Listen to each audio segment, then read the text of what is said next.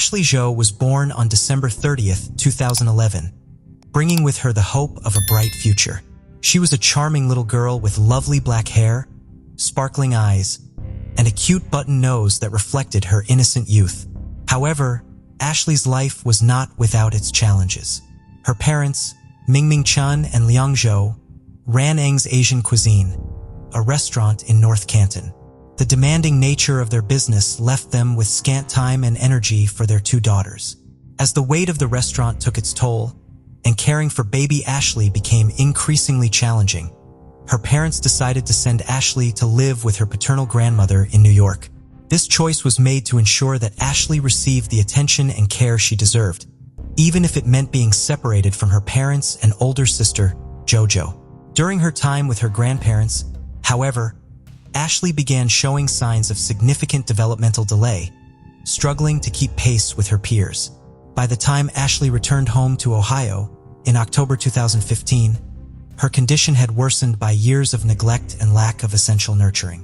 She was ill-prepared for the world and emotionally and developmentally behind, but at least she was back home where she belonged, reunited with her parents and sister. Ashley's parents, Mingming Chen and Liang Zhou, shared a common Chinese background, although they grew up in different countries. Reconstructing their journey, based on information available in court documents and immigration records, reveals a young couple determined to succeed and live the American dream.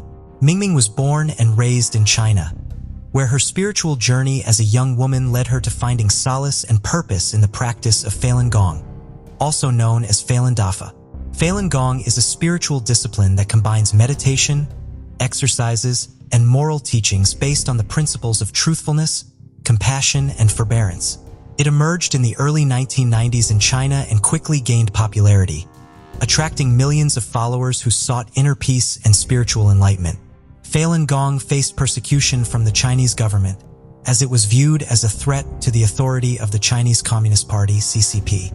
The movement's rapid growth and independent nature raised concerns within the CCP about its influence and ability to mobilize people, while its spiritual teachings, emphasized personal values and spiritual growth, were seen as competing with the CCP's ideology. As a result, the Chinese government launched a systematic crackdown of Falun Gong practitioners, including arrest, detention, forced labor, torture, and allegations of organ harvesting. Mingming lived in constant fear, aware of her devotion to Falun Gong, made her vulnerable to punishment by the authorities, who justified their persecution through demonizing propaganda. She was forced to flee China in August 2008 and reportedly paid $68,000 to a human smuggler to sneak her into the United States through the Mexican border, concealed in a car. In early 2009, she applied for asylum. According to Mingming's statements to the U.S. immigration authorities, she was a former elementary school teacher in China and had turned to Falun Gong as a means to cope with insomnia caused by job-related stress. However, she was arrested by the police in April 2008. She claimed that the police had conducted a raid on her home and detained her for a month, where she was mistreated by the authorities and even beaten with a baton. Mingming had to finally sign a statement, renouncing her practice of Falun Gong to secure her release.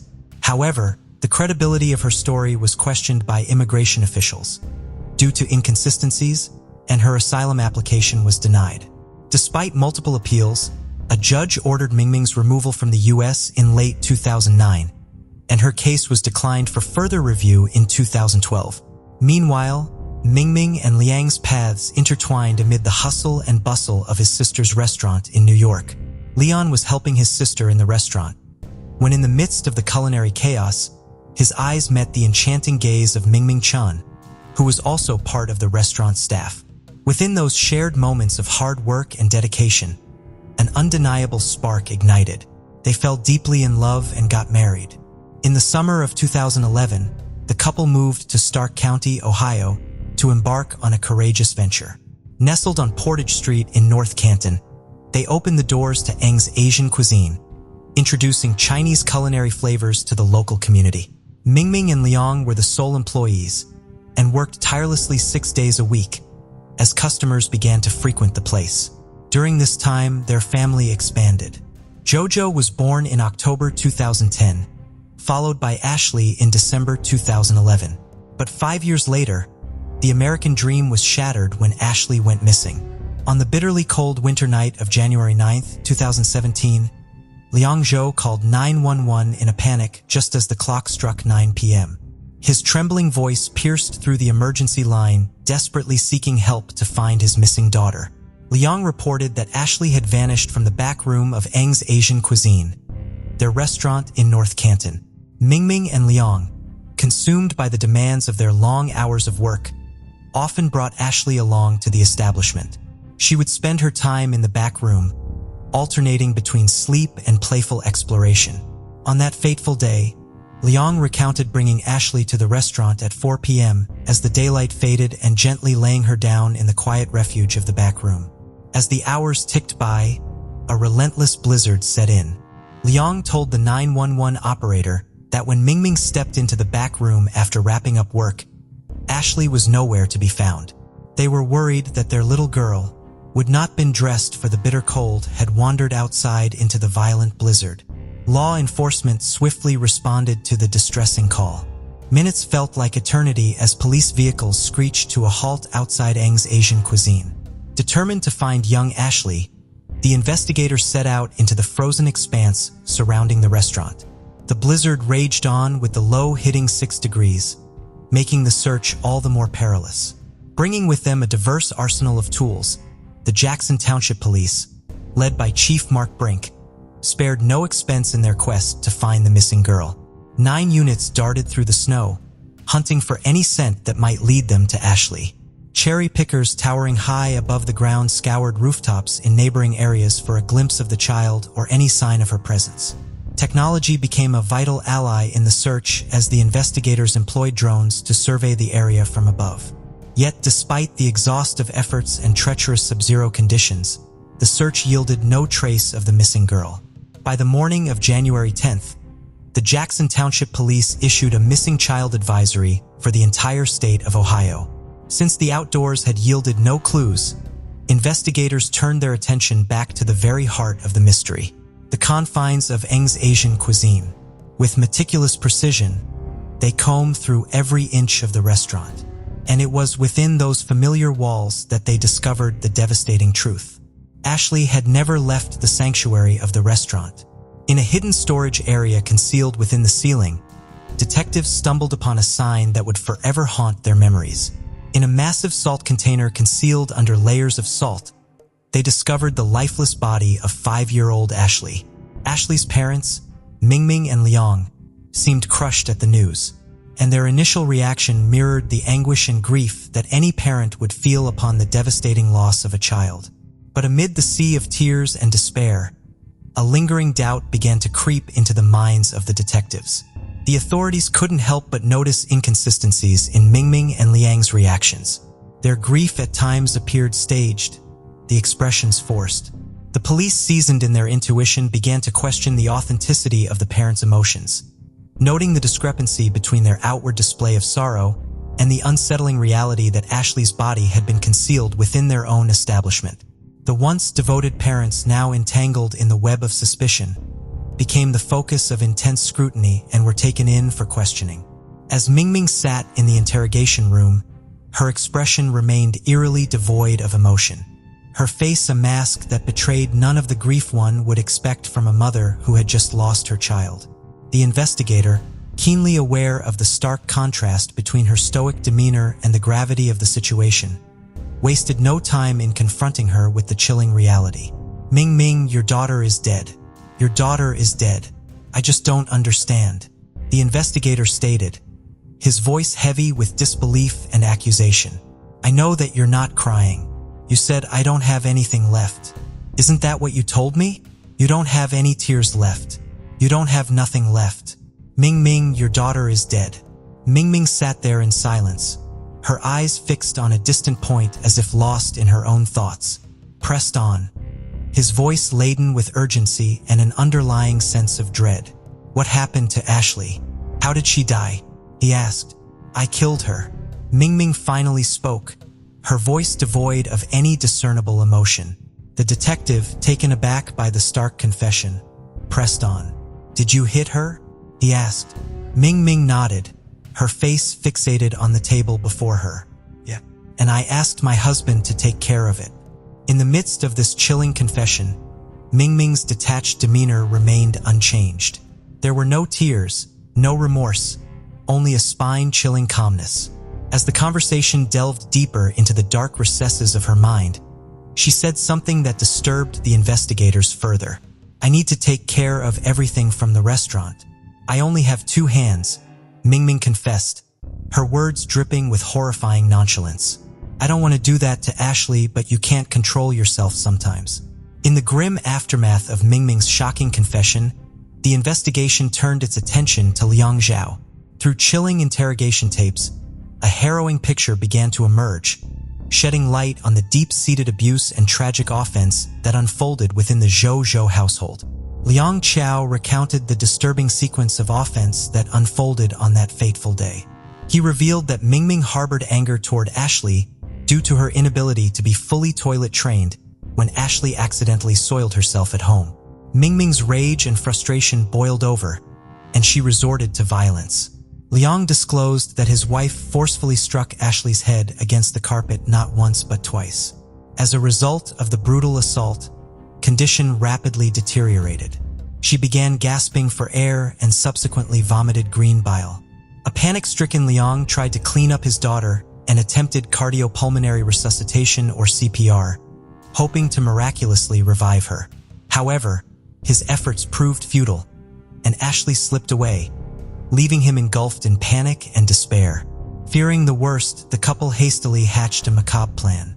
Liang believed that Jojo, being only 6 years old, would not be able to tell that Ashley was dead and would assume she was only sleeping, indirectly providing a false alibi for her parents. He explained that their intention was to make it seem like Ashley had left through the back door of the restaurant. Liang admitted to later moving Ashley's body to the storage walk-in freezer to prevent any odors using a bussing container typically used for collecting dirty dishes. During the interview, Liang admitted to their plan to hide the body had been driven by the fear that his wife, Ming Ming, would be discovered living illegally in the United States. Desperate to avoid Ming Ming's deportation and to protect their family from the dire consequences of their actions, they contemplating disposing of Ashley's body once the search for her had ceased. However, they were caught off guard by the lengths the police went to in looking for Ashley. Liang admitted they had not known about the procedures, polygraph tests, and interrogations that would follow the 911 call, nor had he anticipated such an extensive search effort involving numerous people. He expressed remorse and apologized. During the interrogation, Liang unveiled more distressing details about Ashley's upbringing. He confessed that Ashley had not been under their care during her early years and was instead sent to live with Liang's mother in New York until she turned 4, so that Liang and Ming Ming could focus on their burgeoning business. It was upon Ashley's return to their custody that the cycle of abuse began. He spoke of how Ashley's actions, stemming from neglect and developmental delays, were perceived as a defiance, with their haunting dialogues and chilling admissions painted a harrowing portrait of a family marred by abuse, anger, and the ultimate betrayal of a parent's duty to protect their child. The horrors that poor Ashley suffered at the hands of the very people who were supposed to love her the most forever etched this case into the annals of unimaginable human cruelty. This gruesome crime scene left the Jackson Township community in a state of disbelief and sorrow. Customers and neighbors who had interacted with Ming Ming and Liang expressed shock that the parents had killed their own daughter with such violence. The family had resided in a top-floor apartment in a building near Interstate 77, and none of the neighbors had witnessed any negative moments between Ashley and her parents. Kirk Clusty, a resident in the same building, described them as good people who looked so nice. However, the family was known to be private, preferring to channel all their hard work and dedication toward running their restaurant without recalled seeing the girls in the restaurant while their parents worked. Ashley and Jojo would often play with crayons or on a tablet together. Customers who had interacted with the girls described them as polite and inquisitive. Ashley's tragic death led to an outpouring of support from the community. Meanwhile, her body was cremated and the ashes handed over to relatives in New York. Her older sister Jojo, grappling with the sudden absence of both Ashley and her parents, was placed in the custody of the Stark County's Child Welfare Agency.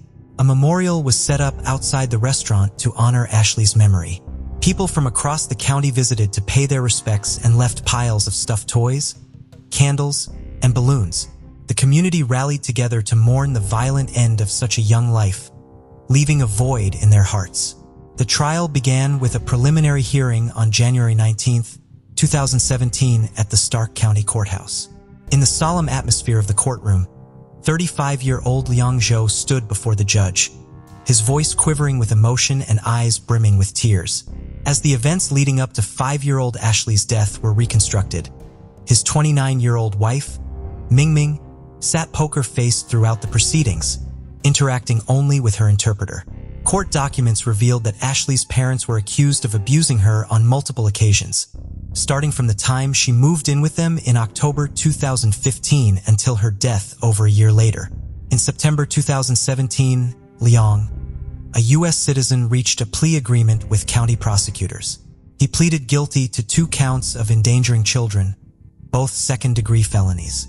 One count was related to the events surrounding Ashley's death, while the other was linked to previous instances of abuse inflicted upon the young girl. In addition to the charges of endangering children, Liang pleaded guilty to tampering with evidence, obstructing justice, and gross abuse of a corpse, all serious felonies.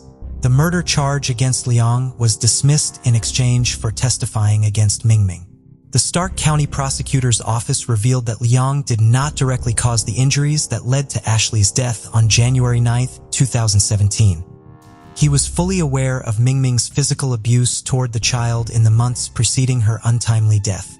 Assistant Stark County Prosecutor Tony Schellinger noted that there was no evidence indicating that Liang had personally abused Ashley on the day of her death or any previous point.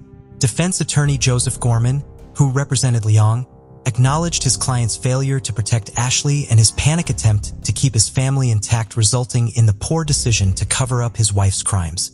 Liang had already lost his child, and with Mingming's impending prison term, he was attempting to safeguard what remained. Nevertheless, the couple's actions spoke volumes. Liang had helped Mingming to deceitfully lie to the police and had himself reported Ashley as missing. These calculated falsehoods led Stark County Common Pleas Judge Marissa Hartnett to hand down a 12-year prison sentence to Liang on January 10, 2018. Judge Hartnett acknowledged the terrible choices made by both parents. Addressing Liang directly, she emphasized that though he did not directly cause Ashley's death, his decisions compounded the tragedy. Expressing empathy, she noted that had he made different choices, he could have had the chance to be there for their surviving daughter.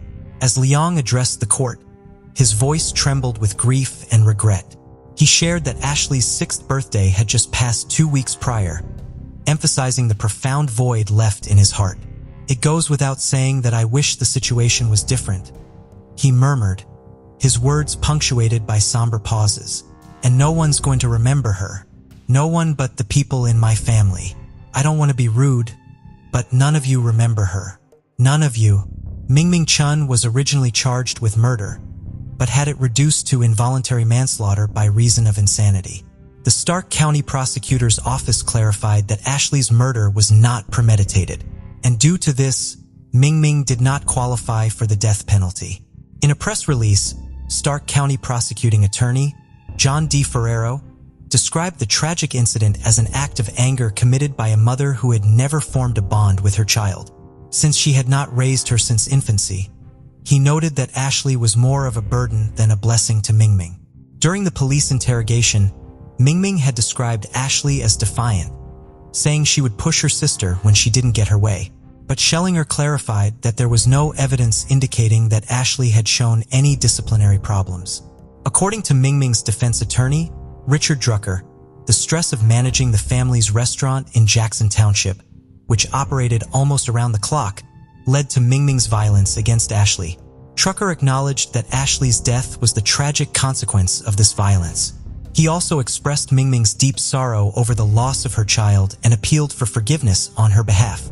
During the court hearing, an interpreter also read a brief statement on Mingming's behalf, expressing her remorse for what happened to her daughter and voicing her desire to become a better person.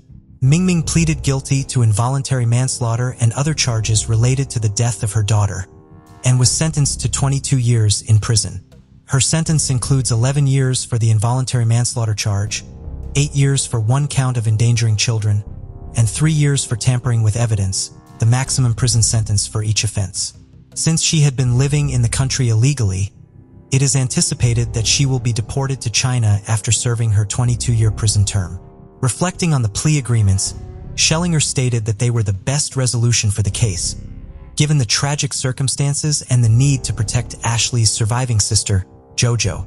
She characterized the case as a heart-wrenching tragedy in which a mother took the life of her daughter while the father failed to shield the child from harm. The tragic story of the Zhou family depicts the devastating consequences of using violence to discipline a child. The entire family was torn apart when Ashley lost her life and both parents were sent to prison. It is evident that Mingming Chen and Liang Zhao were overwhelmed and burnout, struggling to handle the continuous demands of running a restaurant. The pressures they faced in their daily lives might have prevented them from treating Ashley with patience and care she deserved. This exhaustion and the absence of a strong bond between mother and daughter likely contributed to the tragic events that unfolded. Adding to the complexity of the situation, reports suggest that Ashley had developmental delays, making her even more vulnerable to abuse. Children with such challenges often require additional support, understanding, and patience from their caregivers. Unfortunately, the circumstances within the Zhou family seem to have exacerbated these vulnerabilities, leading to a tragic outcome. Presently, Ashley's sister, JoJo, resides with relatives in New York, while her temporary custody falls under the jurisdiction of Stark County Job and Family Services. It is imperative that all involved parties work diligently to offer necessary resources and assistance to help JoJo navigate the profound trauma she has endured. As we bring this tragic case to a close, we are left with a profound sense of sorrow for the loss of young Ashley and the pain inflicted upon her. Before we proceed, I've got an exciting surprise for you. We've launched a brand new channel dedicated to intriguing content such as old historical mysteries, cold cases, and particularly chilling horror stories perfect for bedtime. Drop a comment letting us know if you're a fan of horror stories or not. You can find the link in the description below. Let's find out who will be the first to explore it. Alright, let's dive back into the video. On November 3, 1993, 40-year-old Caravaugh departed from her family home in Point Place, a neighborhood in Natchitoches Parish, Louisiana, between 8 and 9 p.m. She was said to be upset when she left. Cara drove away in her white 1978 Honda Civic. She had only about $10 with her and lacked the medication necessary for her diabetes. When she failed to return home, her family reported her as missing. Authorities spent months trying to locate Cara and her vehicle, interviewing her friends, performing searches, and entering information both about her and her car into investigative databases in hopes that another law enforcement agency would find the vehicle or make contact with Cara. According to Cara's family, she was troubled and had previously threatened to drive her car into Cane River Lake so that she could never be found.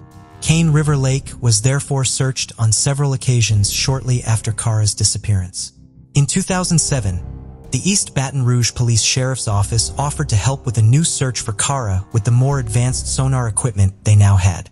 This search, like all the ones that came before it, failed to locate Cara or her vehicle. Cara's family continued searching for her in the years that followed, never giving up hope that Cara had run off but would eventually be found. Cara's mother, Mildred, passed away in January of 2012 without ever knowing what happened to her daughter. Cara's sister, Lynn Vaughn, was an anchor for CNN headline news from 1984 until 1998, and then a contributing reporter for CBS 46. After nearly 3 decades of looking for answers about her sister, Lynn prayed to God, asking him to allow her sister's case to be solved before she died. She wanted someone in their family to know what became of Cara within their lifetime. It would not be long after Lynn made this plea that Cara's case would finally be solved. In February of 2021, 20-year-old Ben Abraham, a member of the fishing team at Northwestern State University, went fishing with his friend, Zach Gagnard, a fishing guide on Cane River Lake. Ben had often fished at the location near the 1300 block of Bermuda Road with his father when he was young. Ben and Zach had been using soda or equipment while they fished. They noticed on the screen what they initially thought might be a four-wheeler or a lawnmower submerged under the water. They returned to the spot later and were able to obtain a much clearer image. They feared the object may have been a vehicle. Zach sent the image from his sonar screen and the coordinates where the image was taken to one of his cousins, whose father worked for the sheriff's office. A winter storm prevented the sheriff's office from following up on the lead immediately, but dive teams went into the water to investigate on March 12th. It was impossible to see through the murky water, so the divers had to perform a touch search, but they did locate what felt like a vehicle.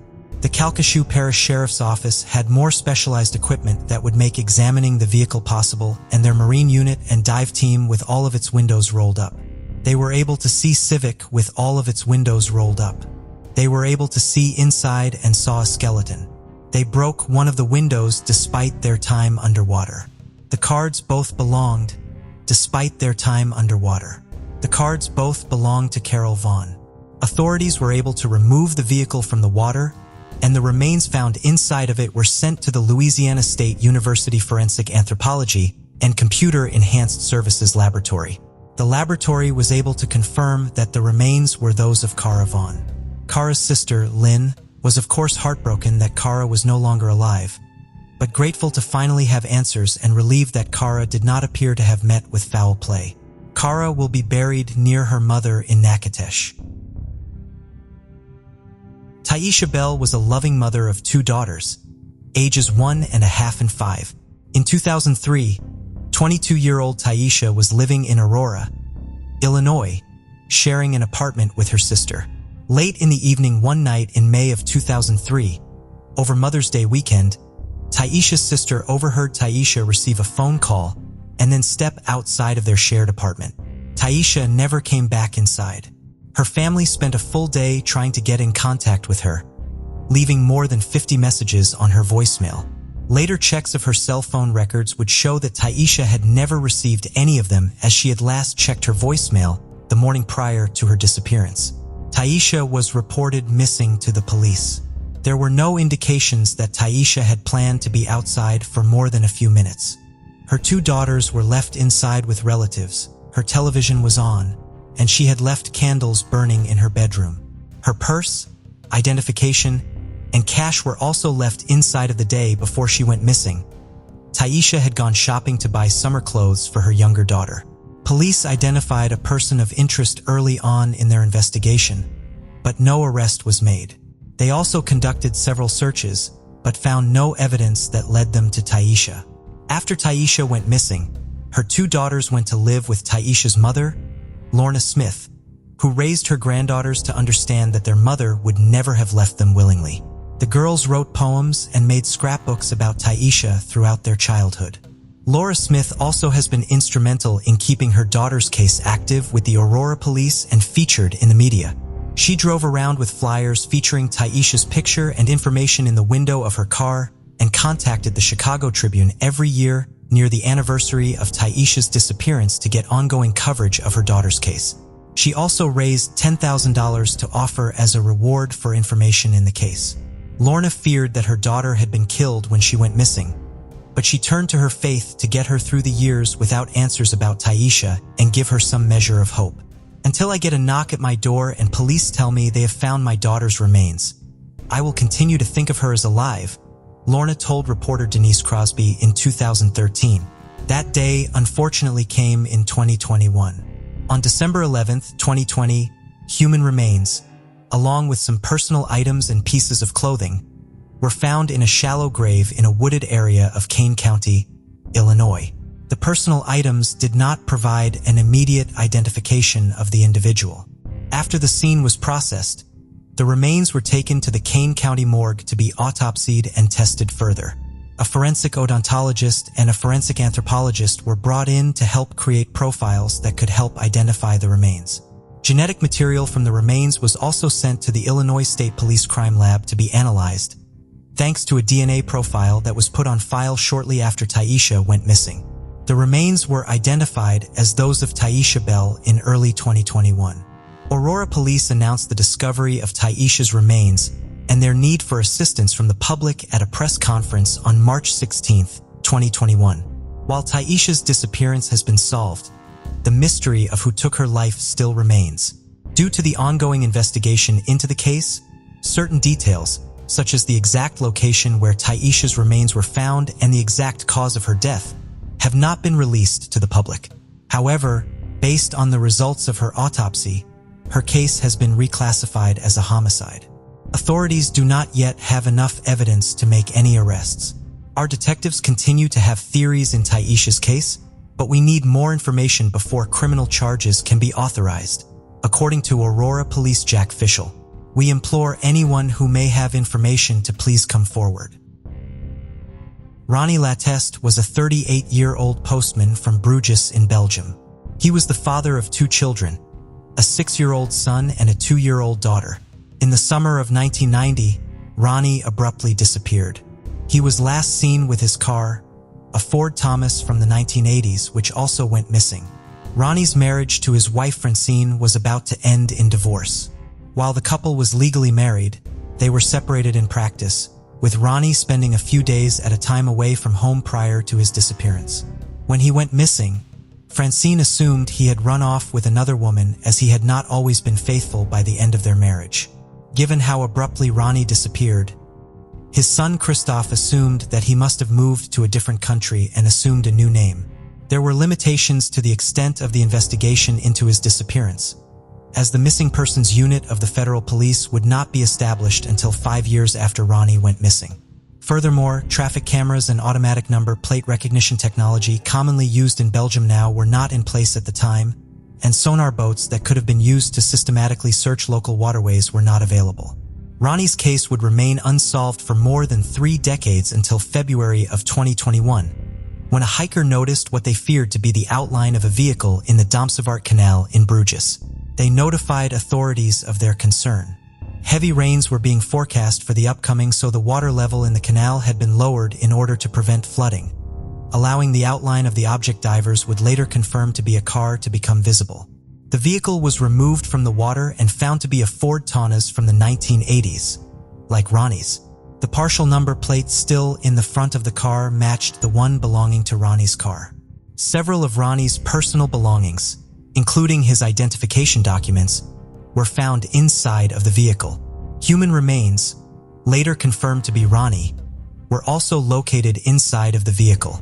The investigation into the case will continue, but the local prosecutor's office so far believes, based on current evidence, that Ronnie's death was accidental.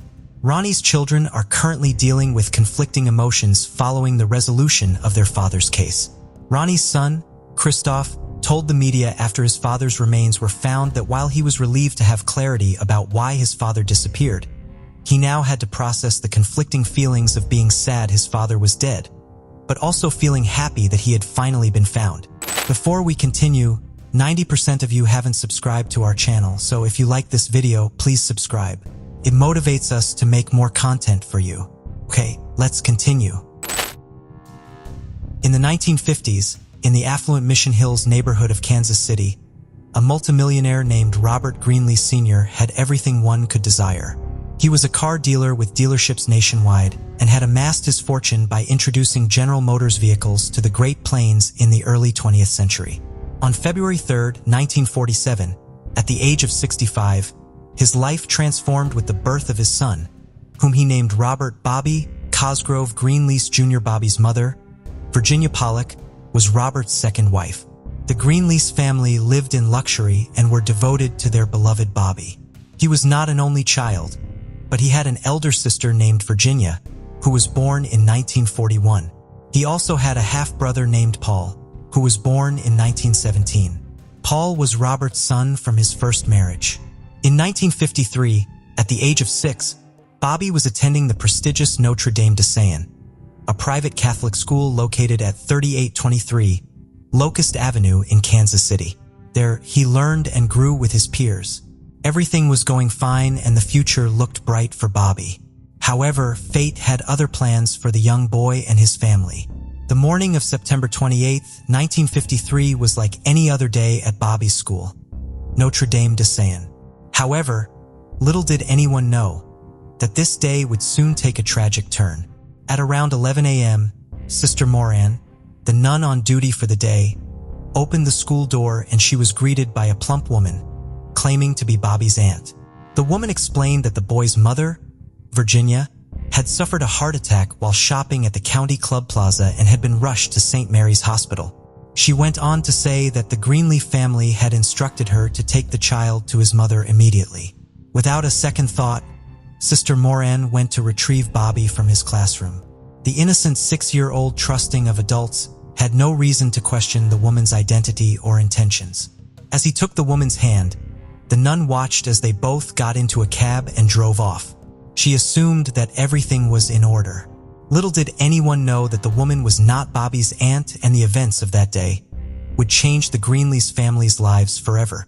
The phone call that Virginia received, less than an hour after Bobby was taken by the unknown woman, was one that would forever haunt her.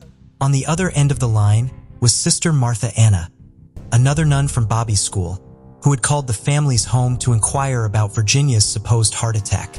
The nun was, however, stunned to know that nothing of the sort had happened. Virginia was not in the hospital and she had not had a heart attack. It soon dawned on both the nun and Virginia that something sinister was at play here, and it did not take them long to realize that Bobby had been kidnapped. After getting off the phone with Sister Marthana, Virginia immediately contacted her husband, Robert, and explained to him everything that had happened. Robert was also as shocked and bewildered as his wife was. Without wasting time, he contacted the Kansas City Police Department to report the crime. The FBI was also called in to assist with the situation. Panic gripped the city as news of Bobby's kidnapping spread. The authorities launched a massive manhunt for the missing boy, but their efforts were hampered by the fact that they had no leads on the woman who had taken him. As the hours ticked by, hope began to fade. But then, on the same day that Bobby had been taken, his parents received the first of several ransom letters. The letter was signed by someone calling themselves M, and it demanded $600,000 for Bobby's safe return. The amount of money was staggering, equivalent to over $6 million in today's currency. But the demands didn't stop there. M also insisted that the ransom money be paid in small denomination notes of 10s, 20s. The authorities were informed of the ransom letter and they began working tirelessly to track down the mysterious M and secure Bobby's release. The following day, September 29, 1953, brought another ransom letter. This time, the letter came along with a pin that Bobby had been wearing on the day he was kidnapped.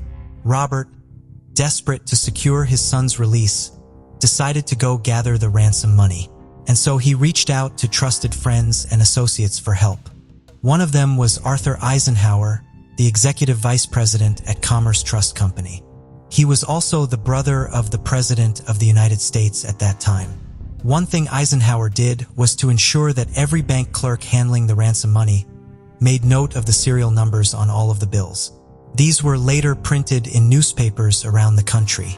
The agonizing wait for Bobby's safe return seemed never-ending, as his family continued to gather the exorbitant ransom demanded by the kidnapper.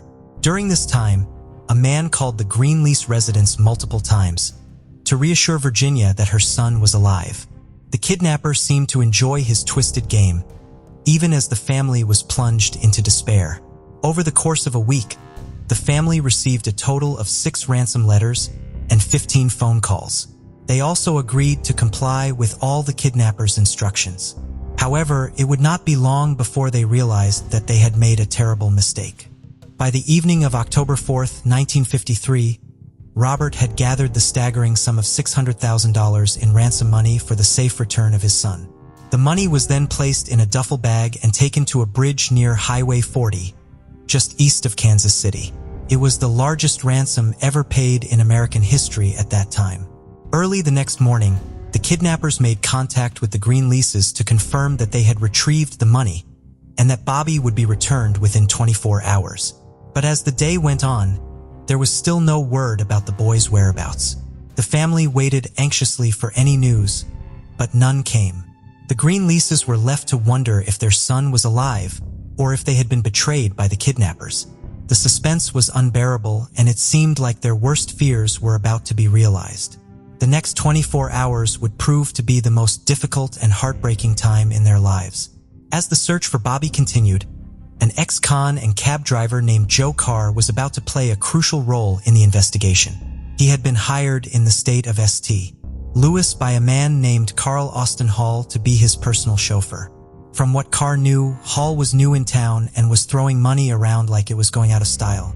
Hall had rented an apartment, bought new clothes, and was living like a king. Carr was suspicious of Hall's behavior and decided to contact Joe Costello, his boss at the cab company. Costello was a man who had ties with the mob. And in addition to this, he also had connections within the St. Louis Metropolitan Police Department. The sun had set on October 6, 1953, when Lieutenant Louis Shoulders and Patrolman Elmer Dolan received a tip from Costello about the man flaunting large amounts of money in St. Louis. They immediately rushed to the apartment where Hall was staying and apprehended him. Inside the room, the officers found 2 hefty metal suitcases filled to the brim with cash. It was an unbelievable sight. Hall was then escorted to the Newstead police station in North St. Louis, where the authorities interrogated him about the source of the money. At first, Hall was insistent they had done nothing wrong, but investigators soon began to put the pieces of the puzzle together. They suspected Hall was involved in the Greenlease's kidnapping, given the amount of money he had on him. After some interrogation, Hall finally cracked and confessed to his role in the crime. But the most shocking revelation was yet to come. When asked about the whereabouts of Bobby, he revealed the boy was dead. Hall revealed they had not acted alone. He had a partner in crime, a woman named Bonnie Hetty. Together, they had hatched the plan to kidnap Bobby and extort his wealthy parents for a hefty ransom. With Hall's confession and a thorough background check, investigators were able to piece together the timeline of events and uncover the shocking details of how the kidnapping occurred. It was a web of deceit and betrayal with greed at the center of it all. Authorities found out that Hall came from a well-to-do family. He was the son of a lawyer. When his parents passed away, he inherited their 1,100-acre property in Pleasanton, Kansas, along with a substantial inheritance. However, Hall took a turn for the worse, as he went on a downward spiral, wasting his fortune, getting divorced, and falling into addiction. His life hit rock bottom when he was sent to the Missouri State Penitentiary for robbing a cab driver of a mere $38. While in prison, Paul dreamed of one big score that would set him up for life. And that's when he remembered the wealthy Greenlease family.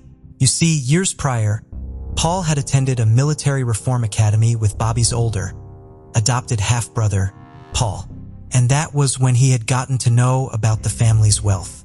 In no time, Paul hatched a plan for a ransom payout. All that was left was to figure out just how to abduct the child. That's where Bonnie came into the picture. Bonnie was a woman of many contradictions. Despite being the beneficiary of a sizable inheritance from her father, she still indulged in prostitution and wild parties. She also seemed to have a thing for criminals. Her first husband was a bank robber who met his end in a hail of bullets from the police. But her second marriage didn't fare any better, and she ended up inheriting a house from the divorce settlement. It was in the bar of Hotel Robidoux, Missouri, that Bonnie crossed paths with Hall. Perhaps it was fate, or maybe just the universe aligning, but their chance meeting marked the beginning of a dark and twisted partnership. As the months passed, Paul gradually revealed his twisted scheme to Bonnie, and to his relief, she was all too eager to participate. And so, in the summer of 1953, Paul and Bonnie began trailing the Greenlease family like two hungry wolves, stalking their prey. They watched as the family went about their daily routines, hoping to find a weak spot to exploit. At first, they planned to snatch the Greenlease's daughter, Sue, but they soon realized that Bobby, the 6-year-old son, would be an easier target. They knew that they had to act fast if they wanted to make the big score. And with this, the stage was set for the kidnapping that shook the nation to its core. Bonnie had been the one that pretended to be Bobby's aunt and picked him up from school without raising any alarms. Following this, Bonnie and Bobby were then dropped off at a drugstore, where Hall was waiting. Paul took control of the situation, driving them across state lines to a vacant field in Overland Park, Kansas. Bonnie got out of the car and walked a short distance, leaving Bobby alone with Hall, who had no intention of keeping him alive. At first, Hall tried to take Bobby's life by using a piece of rope, but the rope was too short. Frustrated and angry, Paul punched Bobby in the face, knocking out one of his teeth. Bobby fell to the car's floor, and that's when Hall pulled out his .38 caliber pistol and shot him at point-blank range. Bobby did not survive for more than 30 minutes after he was abducted. After carrying out the evil deed, both Hall and Bonnie knew they had to get rid of the evidence. They drove to Bonnie's home in St. Joseph, Missouri, with Bobby's lifeless body wrapped in a plastic bag. They then carefully placed the bag in a pre-dug grave in the backyard. To conceal the stench of the dead body, they dumped a large amount of lime onto the bag. Paul then planted chrysanthemums over the grave, hoping to disguise it as a flower garden.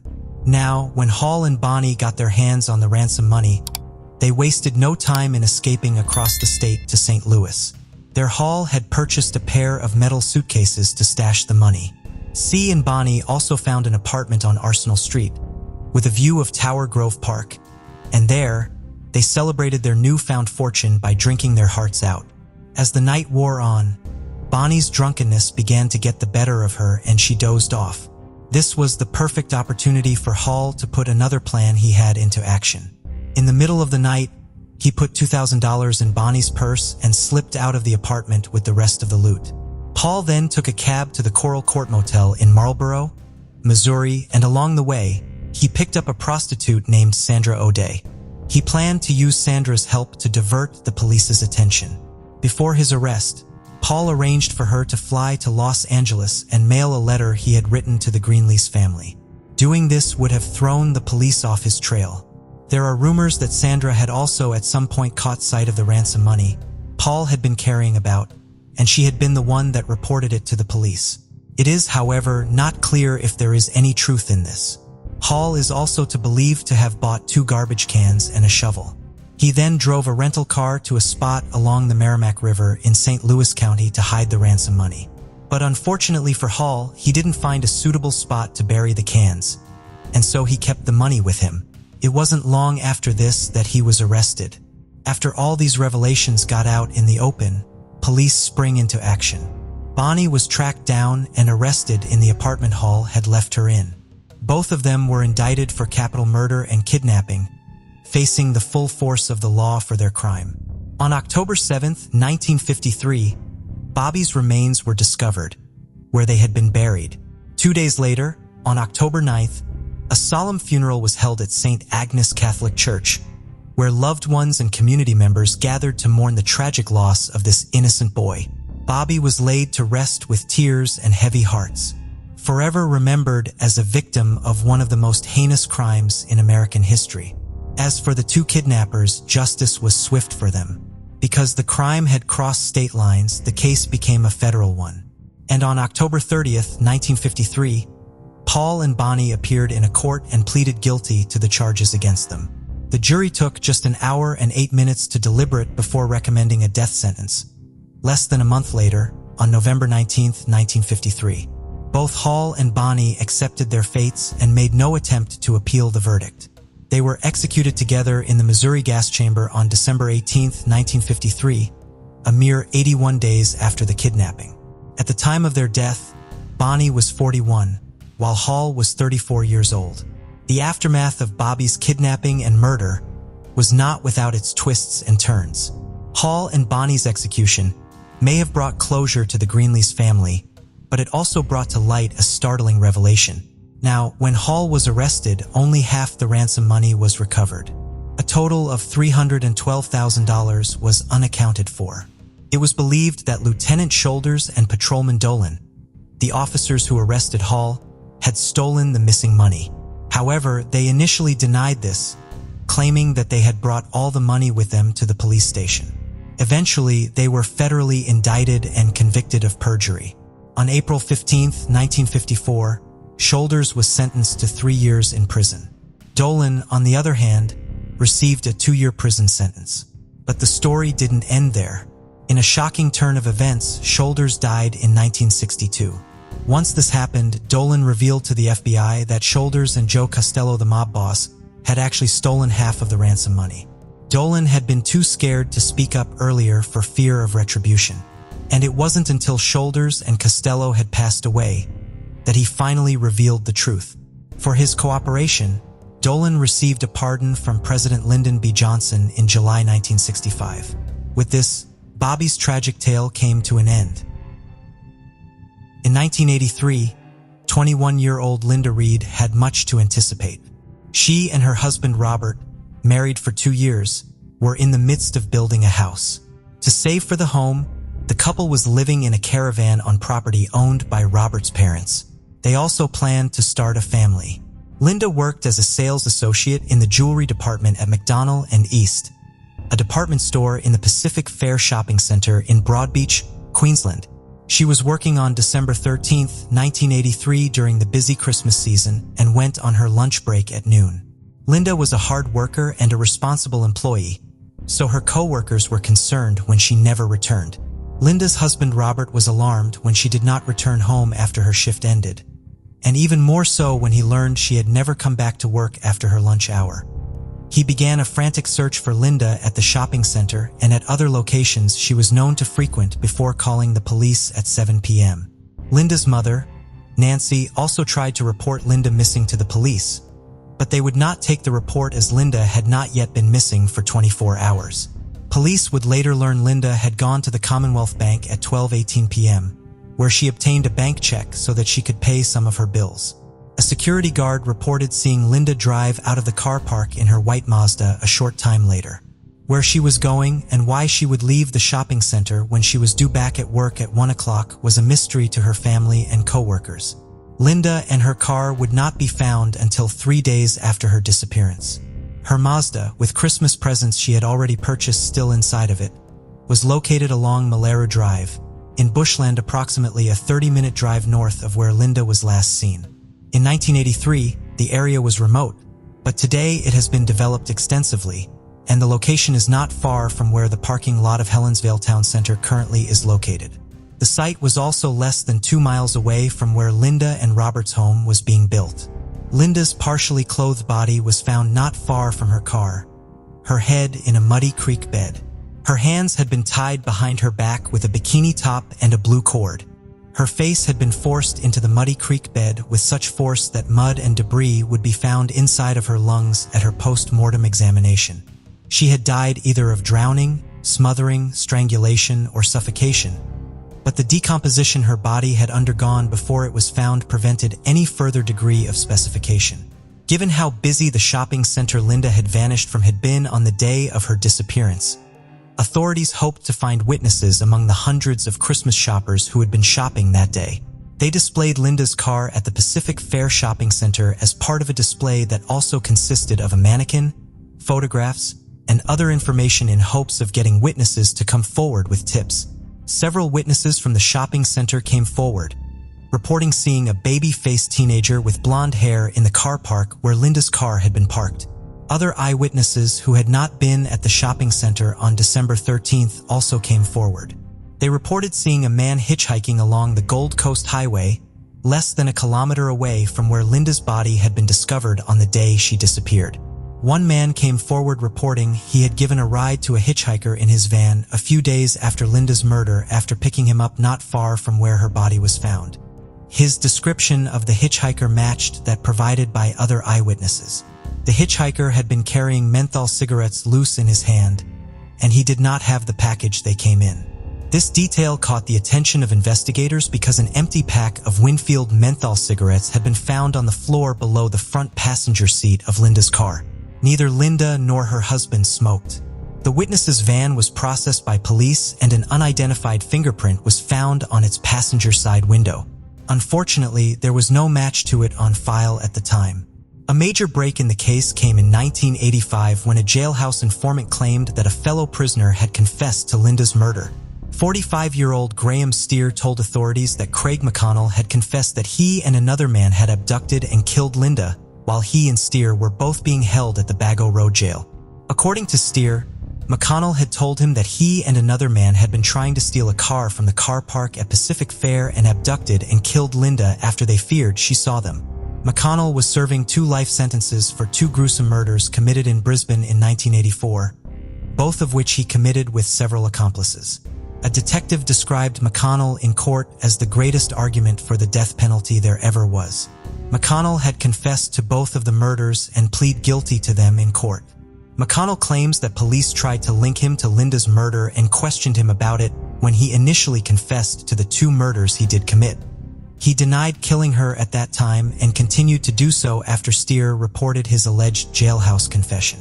McConnell was brought to trial for Linda's murder in 1986, the admitted killer still denying any involvement in the case. A main witness against him died of heroin overdose just prior to the start of the trial, and the case against McConnell was based on Steer's statement and circumstantial evidence. According to Steer, McConnell had drawn him a map of the scene where Linda's body had been found, which authorities determined was accurate in its placement of a line of pine trees near the creek bed.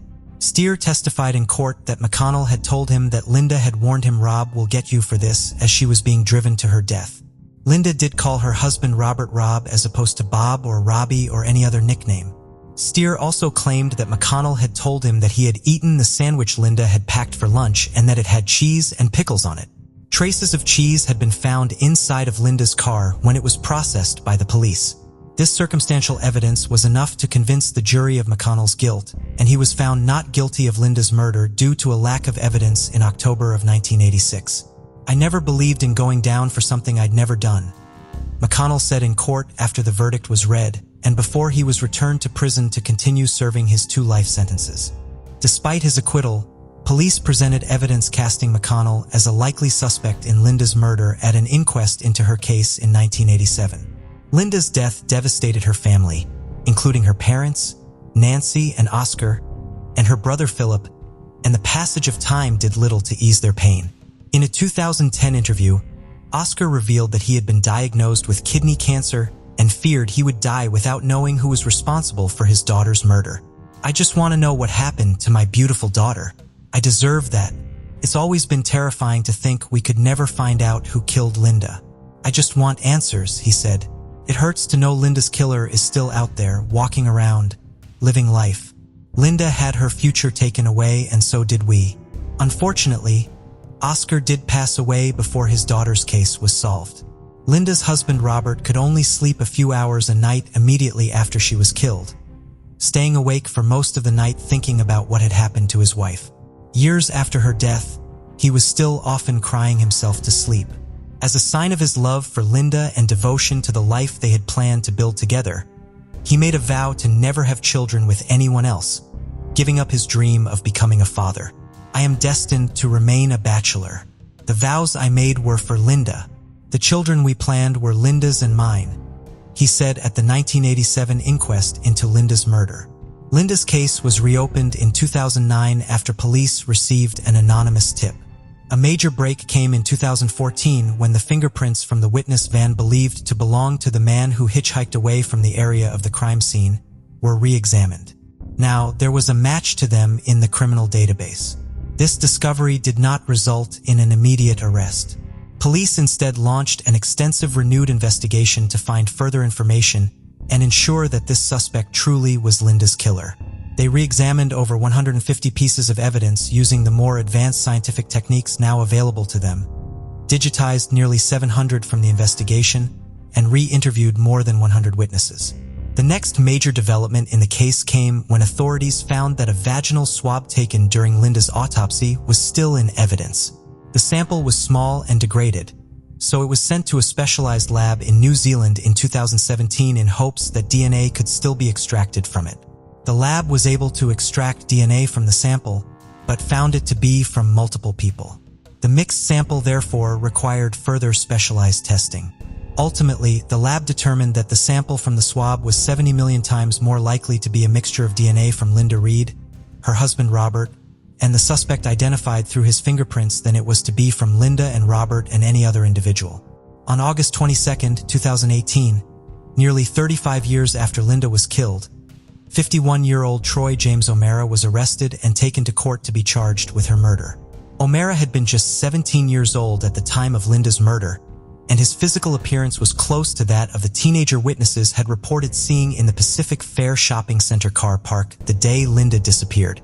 He had been living a transient lifestyle at the time. When he was arrested for Linda's murder, O'Mara was already serving a life sentence for a murder he committed just 18 months after Linda was killed. In July of 1985, 22-year-old Vanessa Joy O'Brien had been at a shopping center picking up her wedding bands for her upcoming marriage when O'Mara accosted her in the car park in broad daylight and forced her into her car at knife point. He made her drive to a remote area where he bound, raped, and killed her. Her body was later found in a garbage tip at Kipperong, north of Brisbane.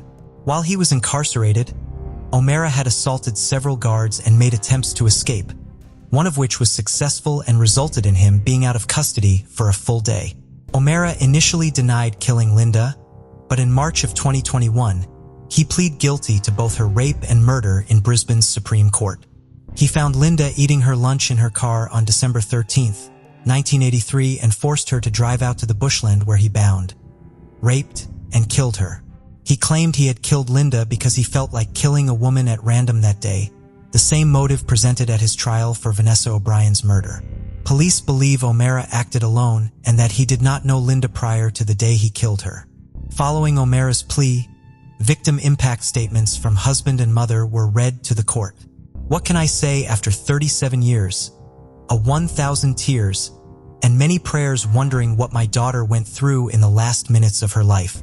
Linda was a wonderful daughter, sister, and for a short time also a wonderful wife. My only regret is that Linda's father never lived to see this day. Linda's mother Nancy's statement read in part. O'Mara's defense lawyer told the court that his client hoped to one day be released from custody so that he could at least see and hopefully care for his elderly mother, who was now in a nursing home, and his cancer-stricken stepfather. He also told the court that O'Mara's violent behavior in prison had taken place in the 1990s and that he had been enrolled in educational programs since then.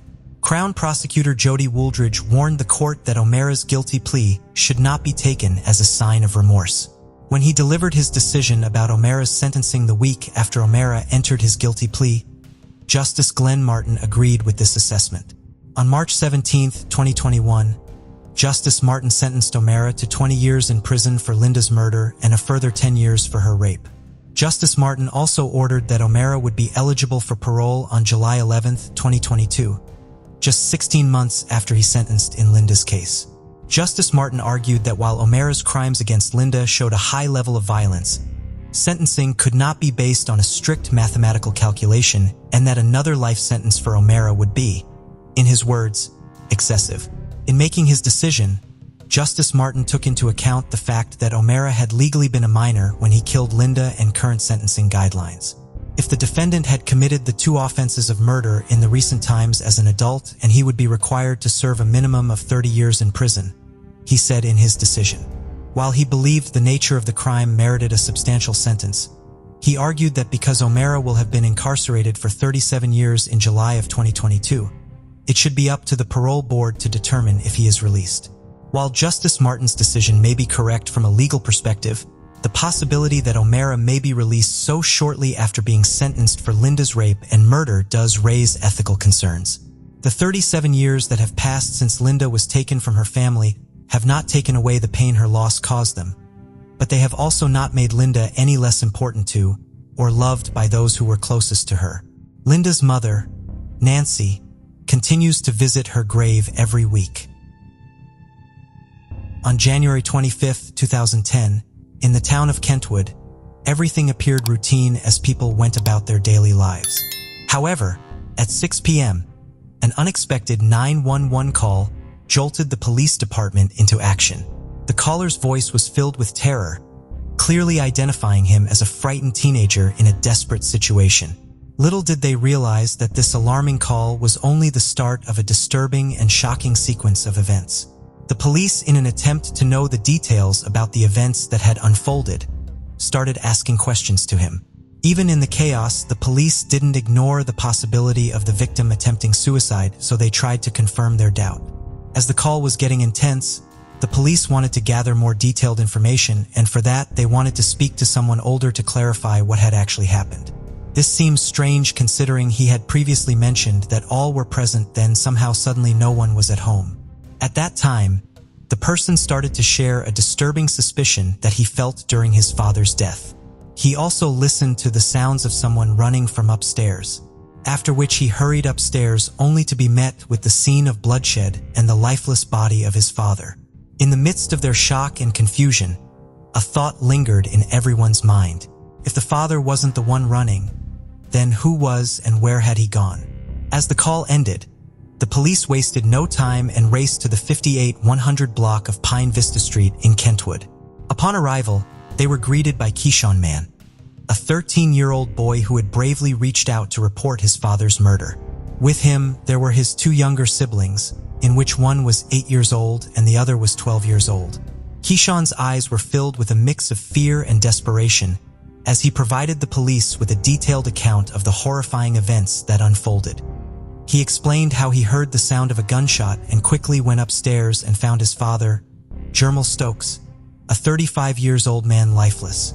The crime scene was a chilling sight, with blood splattered in the room.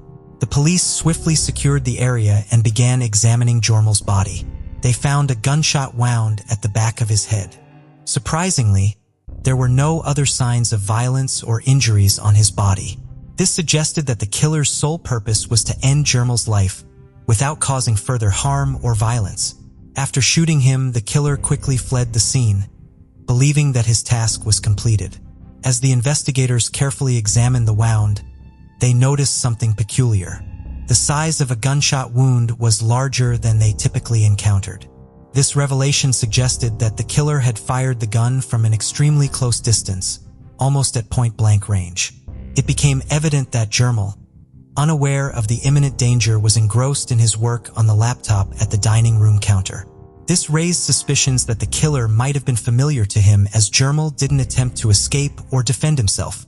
Usually, when confronted with such proximity, victims instinctively try to protect themselves. The stage was set for an investigation to uncover the truth behind this tragic and disturbing crime. The police carefully searched the entire crime scene and thoroughly examined the house, hoping to find any clue left behind by the killer. While searching the cupboard of Germal's room, they discovered 2 handguns. They believed that both guns belonged to Germal, but it appeared disturbing because one of them had a missing bullet and traces of gunpowder on it, suggesting it had been recently fired. The other gun was fully loaded and appeared untouched. This raised suspicions because if the killer had used the gun to kill Germal, it seemed unlikely he would have had enough time to put it back in the closet before leaving. Another questionable point arose when Keyshawn, during the 911 call, stated that Germal had no guns. It made the investigators wonder how Keyshawn could be sure whether or not Germal had guns. The gun was immediately sent for testing in hopes that there would be any clues that could give them hints about the predator. That's when, after learning about Germal's death, Keyshawn's mother, Lakeisha Mann, who was Germal's fiancée, returned home. The police found it strange that the fiancée took a long time to come back home. Even though she was in the same town, as usually the spouses rush back if they get any information about their partner's demise. The investigators decided to question her, hoping to gather more information about Germal's past, his possible enemies, or any insights on who could be responsible for his murder.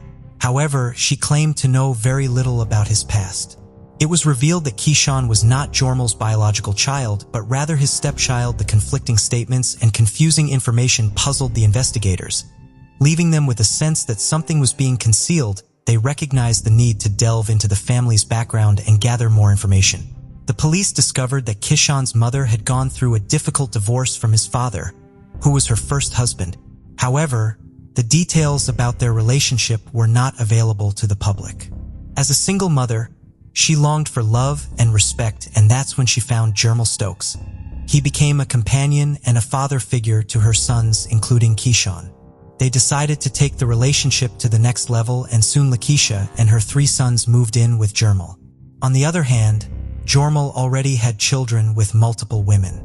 He had a 4-year-old and a 9-year-old with one woman, a 10-year-old with another woman, and an 11-year-old and 12-year-old with yet another woman, as revealed in paternity and child support documents. State police records showed that Germal had a previous felony charged for carrying a concealed weapon back in 1993. Additionally, he had pleaded guilty to a misdemeanor charge for possessing a taser in 2003. Everything seemed to be going well in his new family life. Even though Keyshawn was not his biological child, Germal made an effort to establish a strong connection with him as a stepfather. He took on the role of a father figure, filling the void left by Keyshawn's absent biological father. There were no indications of any problems within the family, as there was no previous reports or information suggesting any issues or conflicts.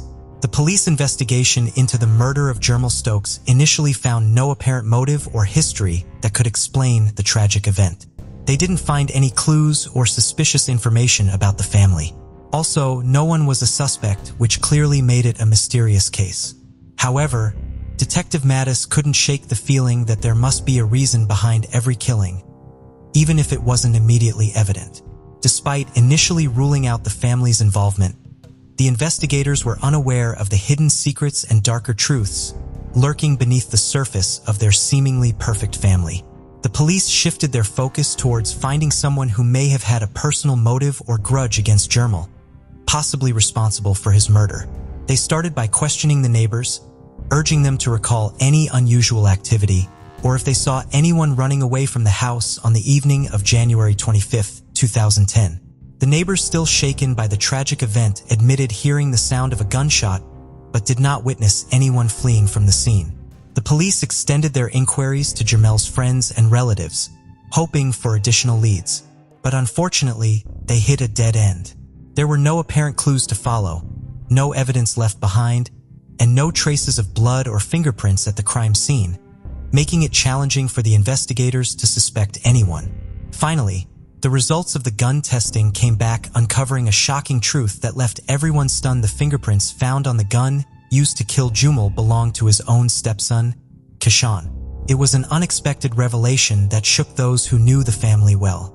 This revelation added a perplexing twist to the case, as Keyshawn had been the one to call the police in distress, reporting his father's shooting. They were now faced with the daunting task of understanding the motives behind this unexpected turn of events. The police began piecing together the puzzle, drawing connections regarding the 911 call made by Keyshawn. Initially, Keyshawn stated that they all were sitting on the couch at the time of the murder, which indicated that the family was present at the moment. But when police requested to speak with someone older, there was suddenly no one at home, which raised eyebrows. Based on these inconsistencies, the police reached a conclusion. They believed that on January 25, 2010, just before 6 p.m. when Keyshawn's mother was out, he saw it as the perfect opportunity to carry out his plan. Quietly, he retrieved his gun from the cupboard, shot his father, and then placed it back in its original location. In a state of panic and fear, he called the police to report his father's murder, unaware that his decision to put the gun back would serve as solid evidence against him.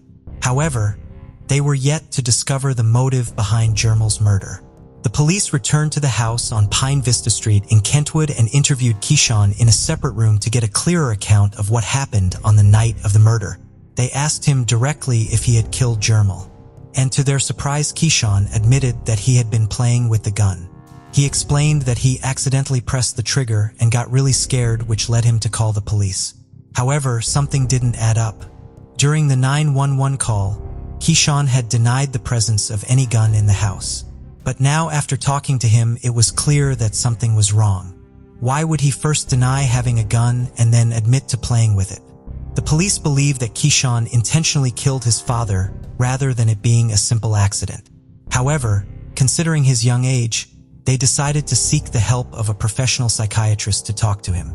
They understood that as a child there might be underlying reasons or issues that led him to take such a drastic step. During the therapy session, he was asked about the reason behind killing his stepfather. And that's when the twist of the other side of the coin was revealed, as there was something more behind the happiness and the seemingly perfect family. Keyshawn opened up about the abuse and torment he and his family endured at the hand of Germal Stokes. He revealed that Germal would frequently beat him, his mother and his siblings for even the slightest reasons or whenever he was in a bad mood. Keyshawn wanted to protect his mother and siblings from the ongoing torture and felt trapped with no way out. He believed that the only solution was to eliminate his stepfather, Germal. He shared with the therapist the horrifying instances of Germal abusing his mother, including sticking a finger down her throat. He also recounted the times when Germal would strike him and his brothers with a paint stick in their mother's absence. Keyshawn spoke about the time when Germal had choked him and how he managed to escape his clutches. Keyshawn's heart was consumed by hatred for Germal. Fueled by a deep love for his mother, he couldn't bear to see his mom suffer under Germal's abuse any longer. The pain of witnessing his mother's mistreatment became unbearable for Keyshawn, and he made the difficult decision to use one of Germal's own guns to end his life. This young boy had already endured so much in his life, perhaps due to some unknown reasons behind his mother's previous divorce. But this time, Keyshawn reached the breaking point, and it drove him to commit a truly horrific crime. The layers of emotions and motives made this tragic tale all the more intriguing. Considering Keyshawn Mann's age of only 13 years old, it was decided to send him to the circuit court for trial in June 2010.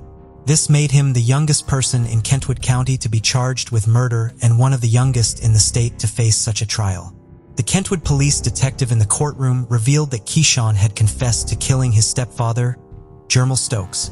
During the trial, Keyshawn admitted taking Germal's unregistered silver handgun from a closet.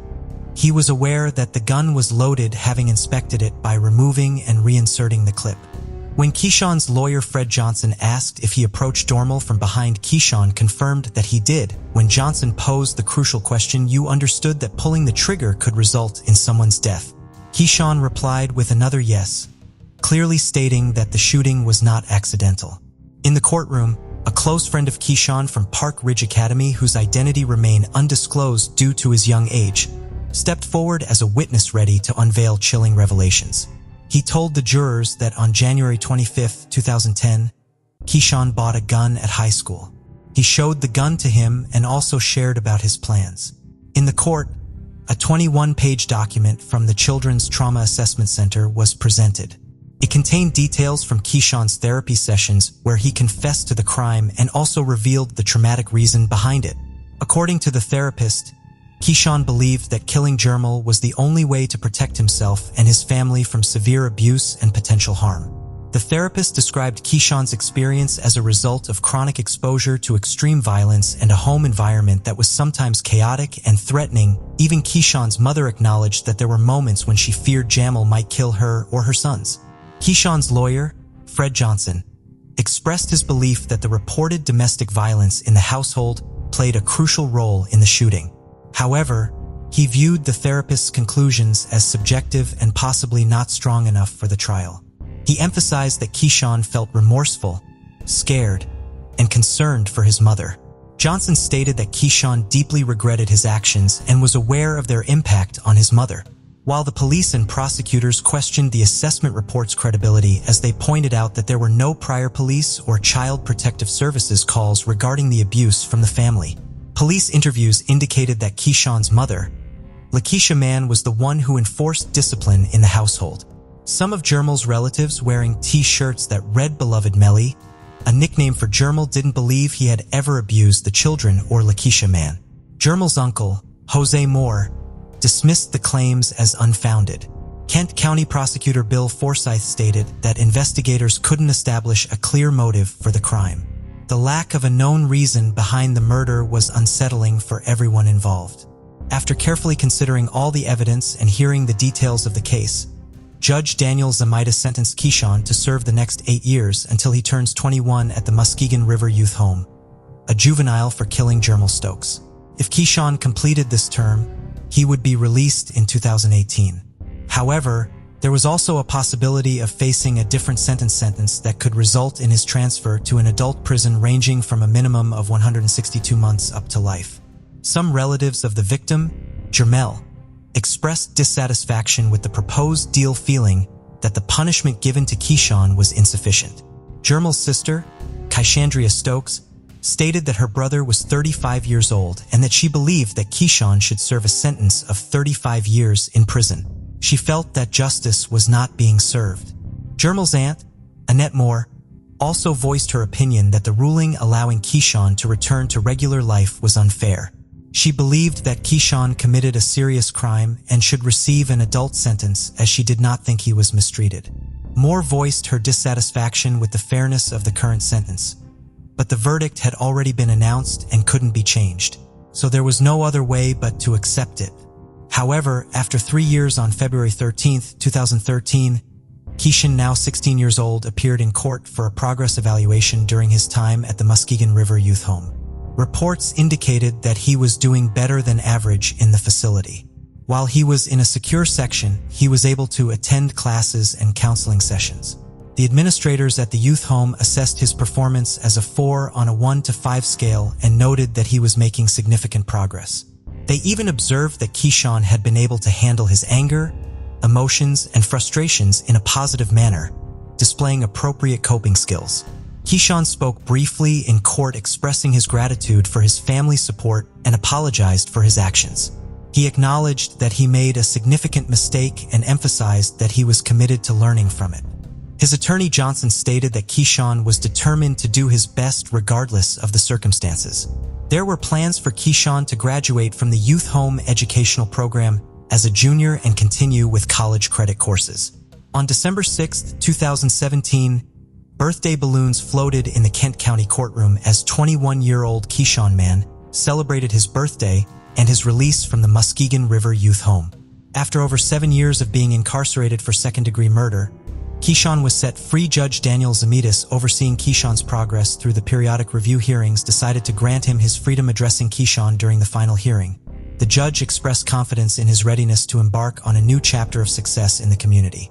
Friends and family members filled the courtroom, and Keishan shared an emotional hug with his mother, Lakeisha, when the judge made the announcement. Kent County Assistant Prosecutor Vicky Seidel praised Keishan as a positive example for other young people in the program. She described him as a role model for the prisoners and said he had fulfilled his responsibilities. Keishan had been studying through online courses at Mid-Michigan Community College for around 18 months, and his family members shared that he had aspirations to further his education, potentially at Grand Rapids Community College. In 2017, Keishan met with Germal Stokes' father to clear things up, and it went well. According to Kent County Probation Officer Dan Corey, Mr. Stokes expressed his desire for Keishan to live a productive life. Keishan acknowledged that it had been a long 7 years, but he made significant improvements in his life. He expressed gratitude for the opportunity to become a better person. Germal's aunt also forgave Keishan for his actions, understanding that he was just a young boy at the time. She recognized that Keishan acted out of fear and believed he deserved a chance to rebuild his life. What are your thoughts on this case? Do you think Keishan Mann deserved a second chance? On November 1st, 1955, the Hop family spent the day harvesting sugar beets on their farm in Weld County, located east of Longmont and southwest of Platteville. Shortly after 7 p.m., while they were having dinner inside their farmhouse, they heard a powerful explosion that made every window in the house shake. Looking outside, they saw a ball of fire streaking across the sky, accompanied by the roar of engines. It appeared to be heading directly toward them, and initially, they feared it would strike their home before it veered off course. 18-year-old Conrad Hop and one of his brothers rushed out of the house, but lost sight of the flames as they moved behind some of the outbuildings on their farm. They hopped into Conrad's car, while their father and another brother took a farm truck. They drove through the fields towards the outbuildings, maneuvering around flaming debris. When they reached an irrigation ditch, Conrad parked the car, and he and his brother continued on foot. The engine noises and debris made it clear to them that the falling ball of flames must have been an airplane. Thus, they were not surprised when, illuminated by the car's headlights, they saw the back of an airplane seat as they got out. Conrad's brother climbed over a fence and ran towards the debris, instructing Conrad to return to the house for their coats. As Conrad turned back, he saw the front of the airplane seat he had previously seen from behind, along with a person still strapped in by their seatbelt. Within moments of the initial explosion, the Longmont Police Department received hundreds of calls. People who were close enough to have seen where the wreckage had gone down raced to the scene to try to help. The chief of police in Longmont, Keith Cunningham, dispatched every police officer and firefighter in town to the scene and called in the Colorado State Patrol. He had initially also ordered every ambulance in Longmont to drive out to the crash site. However, when the first police officers arrived on the scene, they radioed in that no ambulances would be necessary. No one had survived the crash. The downed plane was United Airlines 629, which had taken off at 6:52 p.m. from Stapleton Airport in Denver, en route to Portland, Oregon. 11 minutes after the DC-6B took off, the air traffic controllers in the tower at the airport noticed two bright white lights in sky to the north-northwest of the airport. The two lights fell towards the ground together, and the controllers then observed a flash as the two lights appeared to reach the ground. The controllers immediately began radioing all known air traffic in the area. United 629 was the only plane that did not respond. All 44 people on board the plane, 39 passengers and 5 crew members, were killed. The victims ranged in age from 13 months to 81 years. 13-month-old James Fitzpatrick II had been traveling with his mother Helen on their way to Japan to meet his father, who's serving in the military and had been obligated to leave for duty the day after his son's birth. 81-year-old Layla McLean lived in Portland and had been returning home after visiting her stepson in Connecticut.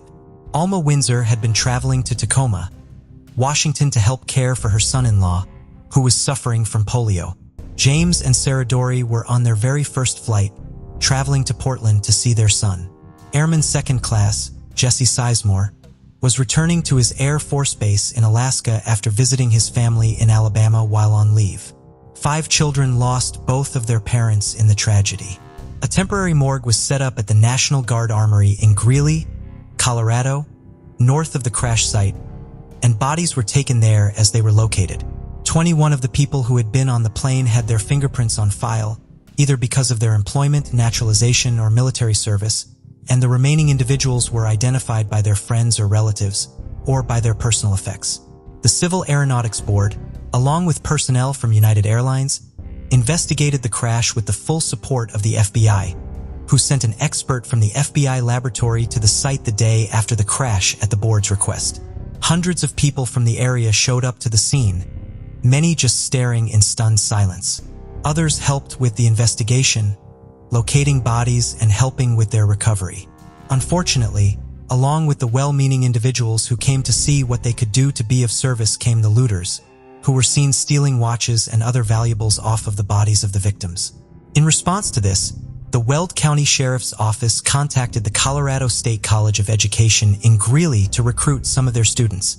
Members of the Delta Psi fraternity came to stand guard around the field that contained the majority of the evidence from the crash, wearing their matching fraternity jackets so that they were identifiable to law enforcement. The full primary debris field of the crash covered 6 square miles. The tail portion of the plane had been found on a farm a mile and a half away from the main crash site, cleanly cut from the rest of the plane. The size of the debris field was an important clue for investigators. When a plane crashes while still in one piece, it results in a relatively small debris field. The fact that the debris field from Flight 6299 was so large and the multiple pieces of its fuselage were spread over such a wide area indicated that it had somehow come apart while it was still in the air. For some of the local residents who were present where the tail of the plane had come down and were familiar with explosives because of their agricultural applications, the cause of the crash was clear, thanks to the distinctive firecracker-like smell left behind by exploded dynamite. The area surrounding the crash site was mapped out, and an extensive and detailed grid search was carried out looking for pieces of the plane or items that had been on board it. Each item that was found had its location on the grid recorded before it was collected. The initial search area had to be expanded by several miles after hunters and other local residents reported finding parts of the plane and pieces of mail it had been carrying outside of the original parameters. The wreckage was taken to a warehouse at Stapleton Airport where a wood and wire mock-up of the central fuselage of the plane had been constructed so that the pieces collected from the crash site could be affixed to it, allowing investigators to reconstruct the plane and to study where and how severely the fuselage had been damaged. The investigation quickly began supporting the notion that United 629 had not been brought down accidentally. No fatigue cracking or structural feelings could be found, and records showed that the plane had received proper maintenance and that any concerns raised by pilots about the plane's operation had been addressed. Furthermore, the reconstruction of the fuselage showed that the recovered pieces from the plane grew progressively smaller as they reached a point in the number 4 cargo hold. The fragments closest to that spot were minuscule, and much of the area surrounding it was entirely missing, indicating that some sort of explosion had originated from that location. The scent of explosives lingered on pieces of the fuselage from the number 4 cargo hold, as well as on pieces of cargo known to have been conveyed in it. These pieces and items also had smudges on them that looked like soot. Chemical analysis of the soot-like deposits by the FBI laboratory revealed the presence of chemicals that will be left behind following the explosion of dynamite.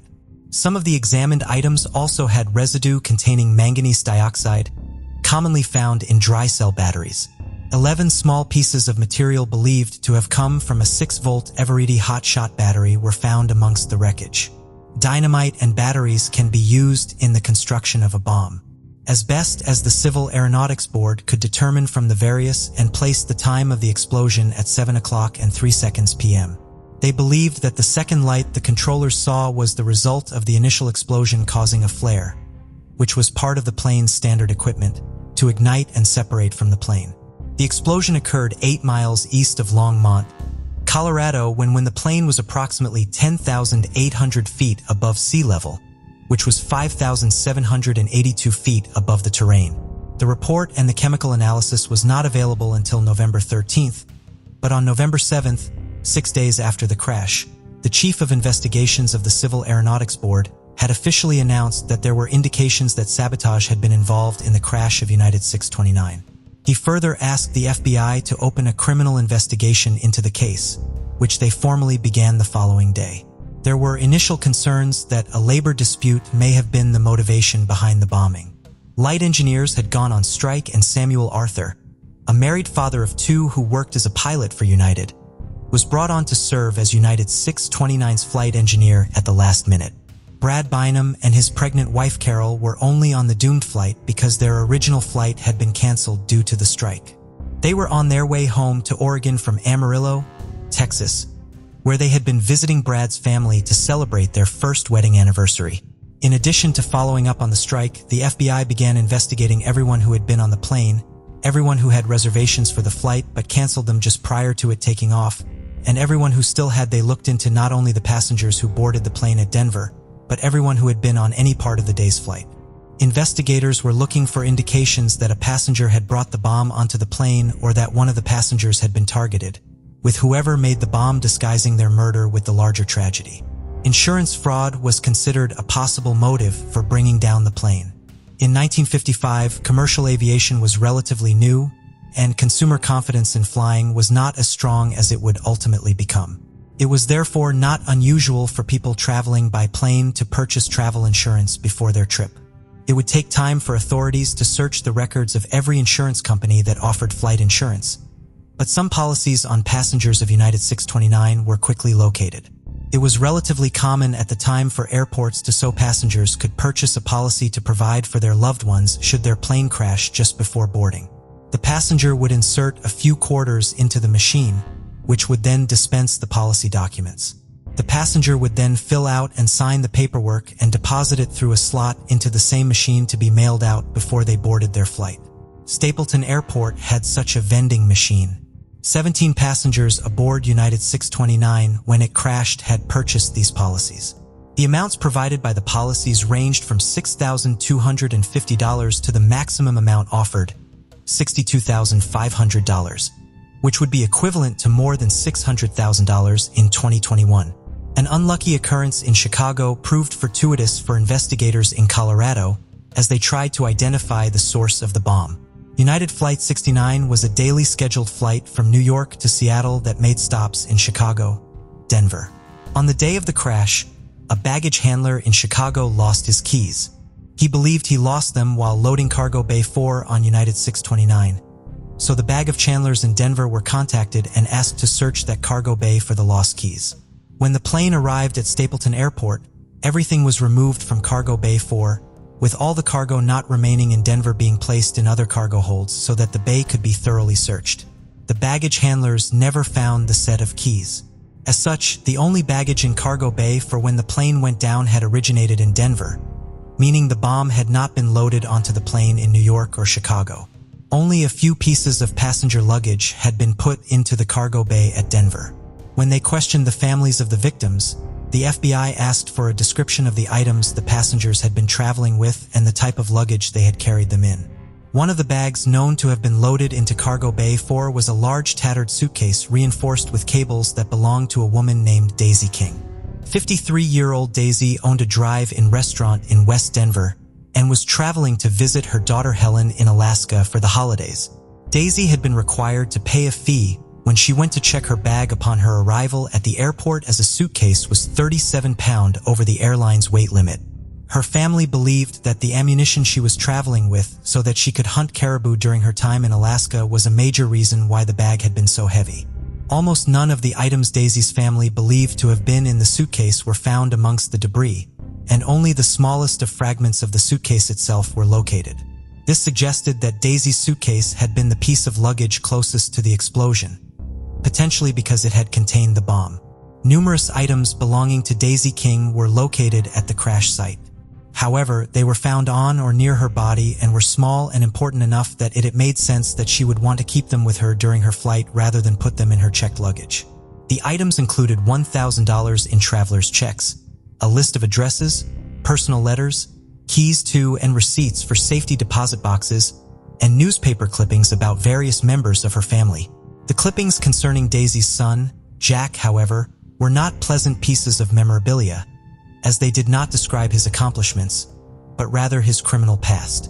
John Gilbert Graham, known as Jack, was born on January 23, 1932, the second of his mother Daisy's children. He had an older half-sister named Helen from his mother's first marriage. At the age of 16, Jack struck out on his own, forging his identity documents to say that he was older so that he could join the Coast Guard. He served from April of 1948 until January of 1949, and he was last stationed at the Coast Guard installation at Groton, Connecticut. He was honorably discharged after his true age was discovered, but a notation in his records shows that he had been without leave for 63 days during his time of service, meaning he was AWOL for almost a quarter of the time he was with the Coast Guard. Jack eventually returned to Denver and took a job as a payroll clerk at a manufacturing company. In March of 1951, he stole a checkbook from his employer and began forging the company owner's signature and cashing the checks at various businesses throughout Denver, ultimately stealing more than $4,000 from the company. He to leave town. Jack's whereabouts during the next several months are unknown, but he ultimately ended up in Lubbock, Texas, where he was arrested on September 11, 1951 for hauling whiskey in violation of Texas laws. Jack was only arrested after he ran a roadblock driving over 100 miles an hour and was shot at by authorities.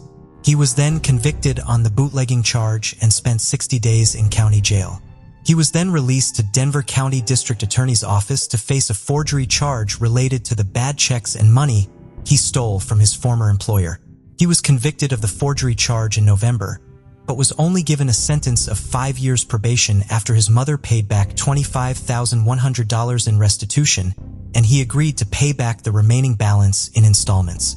Jack made his monthly restitution payments and visits to the probation officer consistently over the following few years. However, Jack's probation reports state that he did not appreciate the seriousness of the charge he had been convicted of, and that his mother was highly overprotective of him. Jack worked mainly as a heavy equipment mechanic and received his high school diploma after passing the entrance examination for the University of Denver. He was only a student at the university briefly, leaving the school with no degree, but with a wife, Gloria. Jack's stepfather, Earl King, died of heart disease on October 16, 1954, leaving his mother, Daisy King, a substantial estate consisting largely of property and various business interests. Following her husband's death, Daisy went to Marco Island, Florida to tend to a home she now owned there. In February of 1955, Daisy returned to Denver because Jack and his wife, Gloria, had just welcomed their second child. Daisy then purchased a home on West Mississippi Avenue, which was primarily to be used as the family home for Jack, Gloria, and their children. Daisy did create a basement apartment in the home, where she would reside when she was not traveling to check up on her various business interests. That May, she opened the Crown A Drive-In restaurant on South Federal Boulevard and hired her son to manage it. The FBI had interviewed 100 of connected to the passengers of United 629, searching for potential motives to harm one of them. This included friends, co-workers, and neighbors of Daisy King. At least 3 different people had told the FBI to investigate Jack Graham. While Daisy had provided Jack with a home and a business, the relationship she had with her son grew worse as their lives became more intertwined.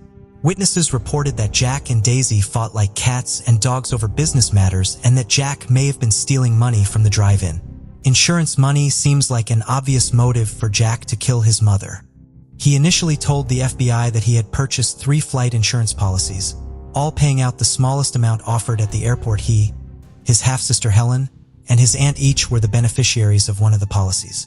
However, the FBI would discover the duplicates of these policies hidden. Additional, the third, which listed Jack Graham as the beneficiary, was in fact for $37,500. Jack was also suspected of perpetrating other, smaller insurance schemes in the months before the plane crash.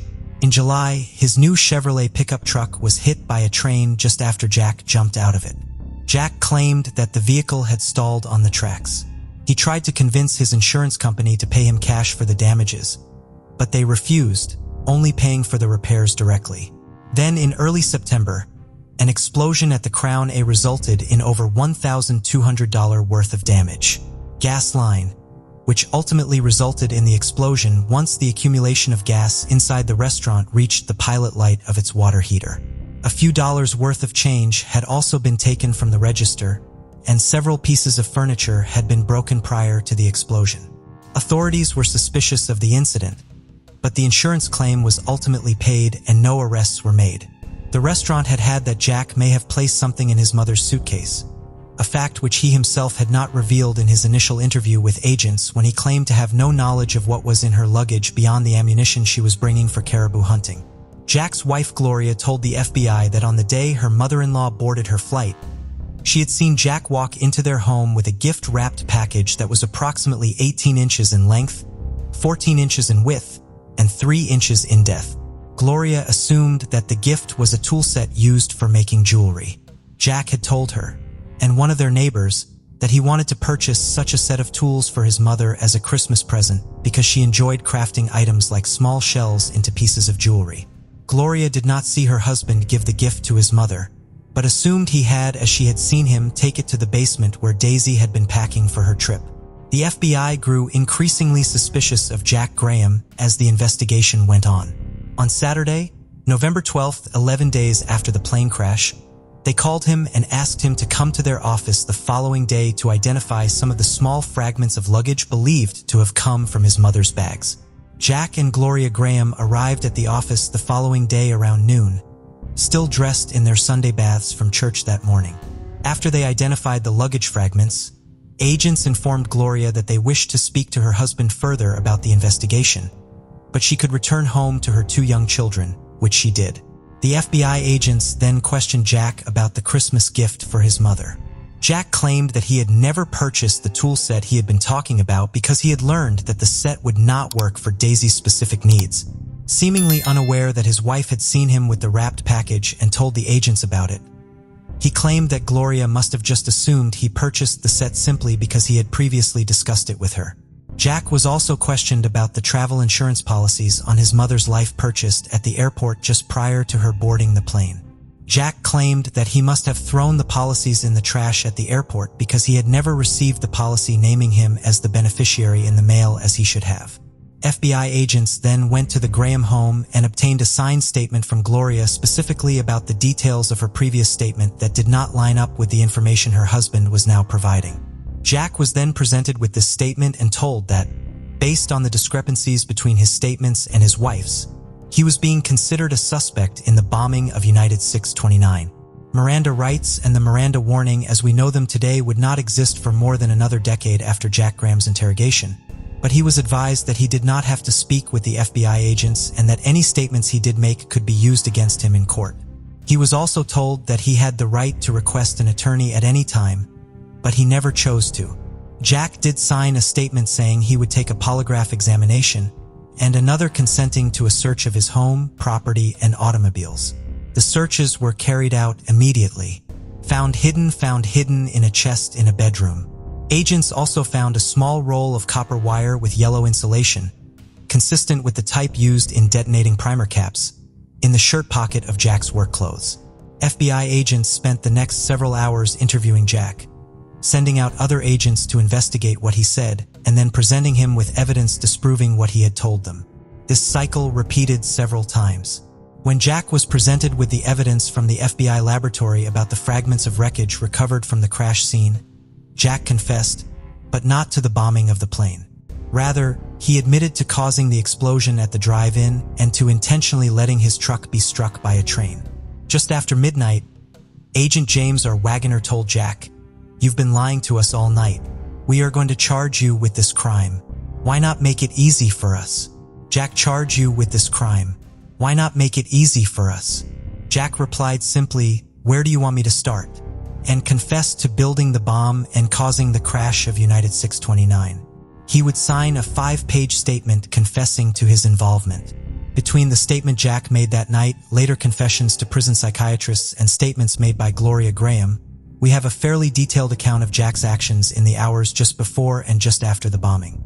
Jack had been working as a mechanic on the graveyard shift following the explosion at the drive-in, so he had spent most of the day of November 1st, 1955 sleeping after a shift at work. He woke up just before 5 p.m. and began preparing to take his mother to the airport for her flight. Because she would be in Alaska for so long, Daisy was going to store her 1955 Chevrolet at the Denver Motor Hotel while she was away. Jack sent his family with Daisy in her car, telling his mother to leave her luggage for him to load into his car before he followed. After his family left in Daisy's car, Jack opened his mother's suitcase. He removed her bathrobe and a quilted lavender bag, which held Jack's wedding pictures, and 2 antique brass flasks from the suitcase. In place of those items, he placed a bomb he had previously constructed, which was made of 25 sticks of dynamite, 2 blasting caps, a timer, and a 6-volt battery. 1 stick of dynamite would have been enough to bring down the plane his mother was about to board. He included 2 blasting caps, just in case one failed. Jack then loaded the luggage into his own car and began driving to meet his family. They got into his car at the motor hotel and began driving to the airport. Daisy thought it took her son too long to finally meet them at the motor hotel and was concerned he was going to make her miss her 6:30 flight. When they reached the airport, Jack dropped Daisy, Gloria, and his children off at the terminal before going to park his car. As Jack was taking his mother's luggage out of the car, he reached into his mother's suitcase and turned the dial on the timer connected to the bomb. He brought the suitcase into the airport and carried it to the check-in desk for his mother. Daisy was upset to learn the bag was 37 pounds over the airline's weight limit, and she would be required to pay a $27 fine in order to have it loaded onto the plane. She briefly considered removing some items from the suitcase and having them shipped to Alaska, but Jack convinced her that she would need all of her things upon her arrival. Daisy paid the fee, and the suitcase was loaded into Cargo Bay 4 of United 629. After purchasing flight insurance at the airport's vending machine, the family went to the boarding gate. There, Gloria Graham recognized Sally Schofield, with whom she had attended a Methodist church camp a few years earlier. 24-year-old Sally was less than a month away from her wedding to a pilot for United. Sally also worked for the airline as a stewardess, but was off-duty and traveling as a passenger that day. She was traveling with another off-duty stewardess, Barbara Cruz, to Barbara's hometown of Seattle. Jack, Gloria, and their children watched Daisy board her plane and went to the observation deck to watch it take off. They then went to dinner in the airport coffee shop. After he ate, Jack went to the bathroom and threw up. As they were leaving, they overheard an employee mention something about a plane crash. When they asked him about it, he had no further information beyond the fact that he had heard that the plane had been flying for United. Jack called the airline after he arrived home to confirm his mother's plane had in fact gone down. He was the first relative of a United 629 passenger to inquire about the fate of the flight. An airline official informed him that United 629 had in fact crashed and that all on board, including his mother, were presumed dead. "Well, that's the way it goes," Jack said in response to the news. The United agent called the Graham home back half an hour later to obtain more information about King. Gloria Graham answered the call. When the agent asked to speak with her husband, she told him Jack was unavailable. He had gone to bed right after being told of his mother's death and was already sound asleep. Based on the nature of Jack's criminal history and his admitted propensity for insurance fraud, money would appear to be his obvious motive for bombing the plane. In addition to the insurance policy, Jack also stood to inherit a large portion of his mother's estate upon her death. Daisy's estate was valued at between $100,000 and $150,000, which will be equivalent to $1 million to $1,500,000 today. While the money he would receive if his mother died almost certainly played a role in his decision to bomb the plane, he also had a personal motive to want to kill his mother. When describing watching the plane take off, knowing that his mother and everyone else on board it would soon be dead, he told the FBI agents, "I watched her go off for the last time. I felt happier than I ever felt in my life." While Daisy was involved in almost every aspect of Jack's life at the time of her death, she had not consistently been active in her son's life, a fact which caused Jack a great deal of distress as a child and resulted in years of resentment towards his mother. Jack's father, William Graham, had been Daisy's second husband. He died when Jack was 3 years old, although he had separated from Daisy more than a year before his death. Jack had been sent to live with his grandmother following his parents' separation so that his mother could take what work she could find during the Great Depression, and his half-sister Helen was taken in by a religious school. After Jack's grandmother passed away, he was sent to the Clayton College for Boys, an orphanage for fatherless boys in Denver. While the orphanage was considered progressive at the time and offered the boys who lived there an education and some degree of freedom, Jack wanted to be reunited with his mother, Daisy. Daisy's financial situation improved greatly in '41 when she married a wealthy rancher named Earl King. Jack ran away from the orphanage to try to reunite with his mother several times, but she would always send him back. Jack was allowed to spend holiday breaks with his mother at his stepfather's ranch, but would always be sent back to the orphanage when classes started again. The amount of time and money Daisy would put into her relationship with her son as he got older seemingly did little to make up her absence from his younger life. The number of lives he would take in his pursuit of revenge against his mother meant nothing to Jack. Jack was aware that 50 or 60 people could be carried on the plane. But the number of people to be killed made no difference to me, he would later tell prison psychiatrists. Could have been a 1,000. When their time comes, there is nothing they can do about it. In 1955, there were no federal laws prohibiting the bombing of a commercial aircraft. The only charge the FBI could bring against Jack Graham was sabotaging an aircraft during peacetime. On November 14, 1955, a special agent from the FBI filed a complaint before the U.S. Commissioner in Denver charging Jack Graham with sabotage. Jack could not make his bond and remained in custody. However, this charge carried a maximum sentence of 10 years, hardly an acceptable prison term for a bombing that took 44 lives. Therefore, federal authorities agreed to turn Jack over to the state of Colorado. On November 17th, he was charged in the state court with the murder of his mother and held without bond. While this single murder charge did not address the full scope of the crimes Jack committed, it would make him eligible for the death penalty, were he successfully convicted of it. The bombing of United 629 did not go exactly as Jack had planned. The plane had taken off 22 minutes later than scheduled because it was waiting for a passenger.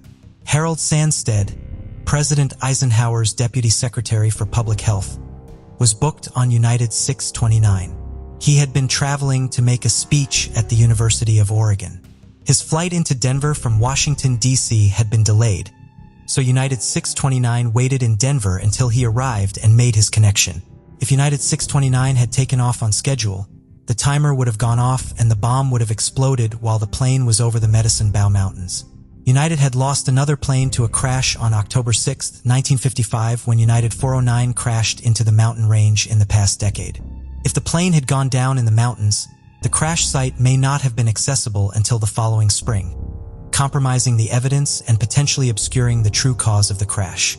The ongoing investigation after Jack's arrest would show that he had begun making preparations to bring down United 69 within days of the most recent United crash in the mountains. Jack had approached the owner of an electrical company asking for a job, which he said he would work for only a nominal amount of money in hopes of gaining more experience in the electrical field. The owner agreed to employ for a week, and when that term was over, Jack asked him several questions about how to obtain a timer that worked with a battery and did not go beyond 2 hours. The owner advised him on what to ask for at the appliance store. Authorities were also able to track down the locations where Jack had purchased the various components of the bomb, like the dynamite, and the merchants were able to identify Jack or pick his picture out of a lineup as the person they had sold the materials to in October of 1955. Investigators also learned that Jack had ranted to a credit manager from Chevrolet about how easy it would be to blow up a plane and how he had observed the baggage handling operation at Stapleton Airport and believed getting a bomb on board a plane would be a simple endeavor. He made these statements after being unable to pay the $50 deductible on his insurance policy following his truck being hit by a train. In the incident, he would later admit to have orchestrated intentionally. He told the credit manager he could not make the payment because his bank account was a joint account with his mother and the funds were tied up. According to Jack's half-sister Helen, following the plane crash, Jack had made jokes both to her and to Gloria Graham about the shotgun shells in their mother's luggage going off inside of the plane and everyone on board jumping around to avoid them before the plane went down. Such insensitive remarks from her half-brother had not been shocking to Helen. However, as for the past several years, she had not wanted to be around Jack because she knew him to be mentally unstable and violent. Jack had lived with Helen and her husband for a time in Alaska after he found a job there, and he had relayed to her one day that after he grew frustrated because he was having difficulty loosening a bolt from a piece of equipment, he had instead found a stick of dynamite and simply blown it off.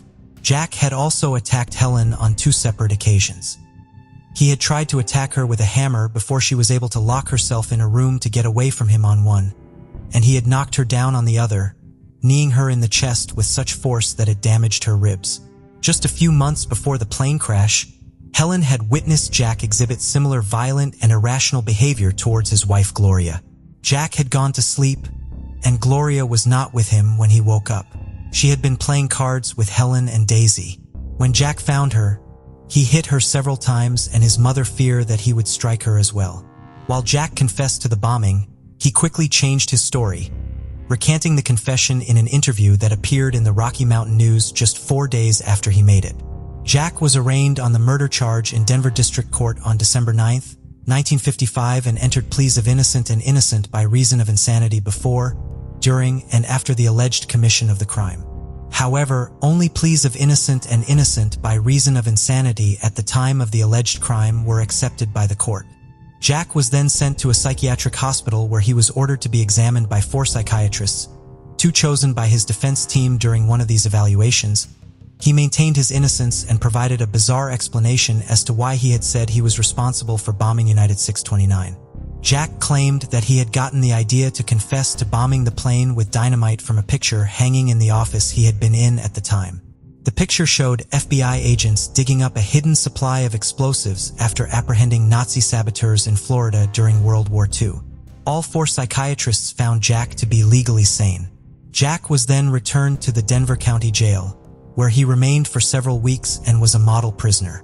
However, he then attempted suicide on February 10, 1956, and was transferred to the psychiatric ward at Colorado General Hospital. During his time at hospital, Jack reverted back to taking credit for the bombing of United 69.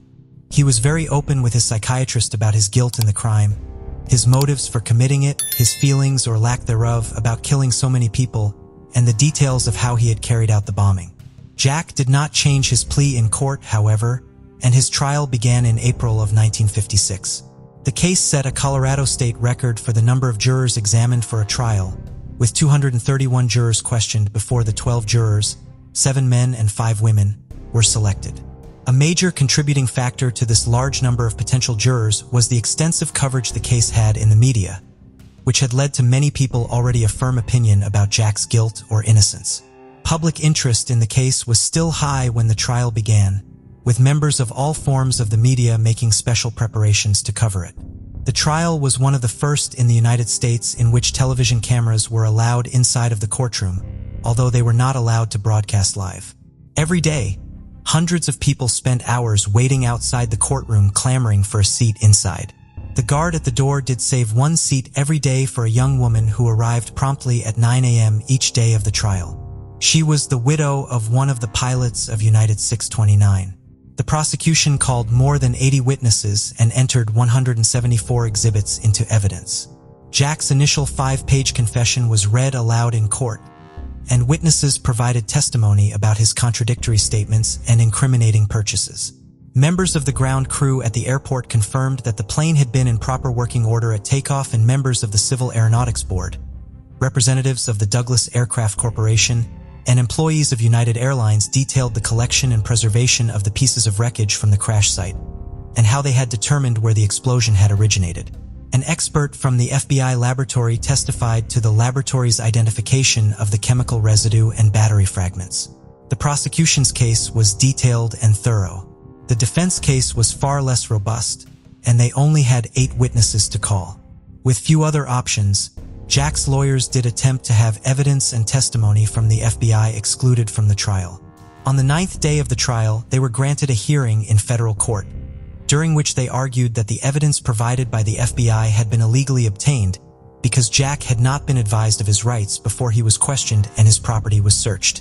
FBI agents testified and proved his innocence.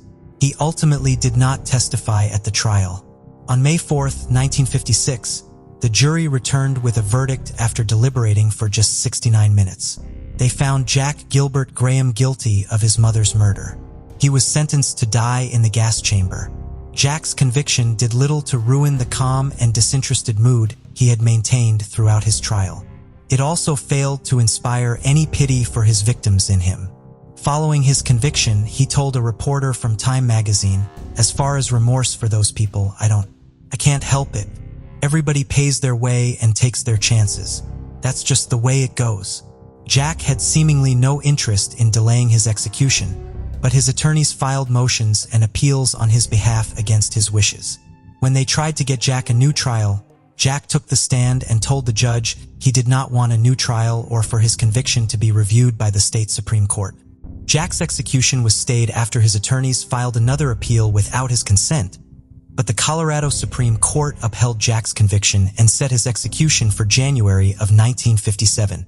While the bombing of United 629 would have a profound and devastating impact on the loved ones its passengers left behind for the rest of their lives, the life of the man responsible for it would end just 14 months after the plane was brought down. On Friday, January 11, 1957, Jack was taken to the gas chamber at the Colorado State Penitentiary. He was stripped down to his underwear, had a black mask placed over his eyes, and was strapped to a steel chair. Warden Harry Tinsley said, "God bless Jack," after he strapped him to the chair, and Jack responded with "thank you." After the gas was released into the chamber, Jack began coughing and then screaming before succumbing to the gas. He died 11 minutes after the gas entered the chamber, his death mirroring the deaths of his 44 victims who were senselessly killed when an explosion brought down their plane 11 minutes after it took off. Thank you for joining us on this journey into the depths of unsolved mysteries. Cold cases not only challenge our understanding of the past, but also ignite our curiosity and determination for answers. Remember to subscribe to stay updated on our latest investigations. And if you have any information regarding the cases we've covered, don't hesitate to reach out. Together, we can shed light on the shadows of the past and bring closure to those who seek it. Until next time, stay vigilant, stay curious, and never stop seeking the truth.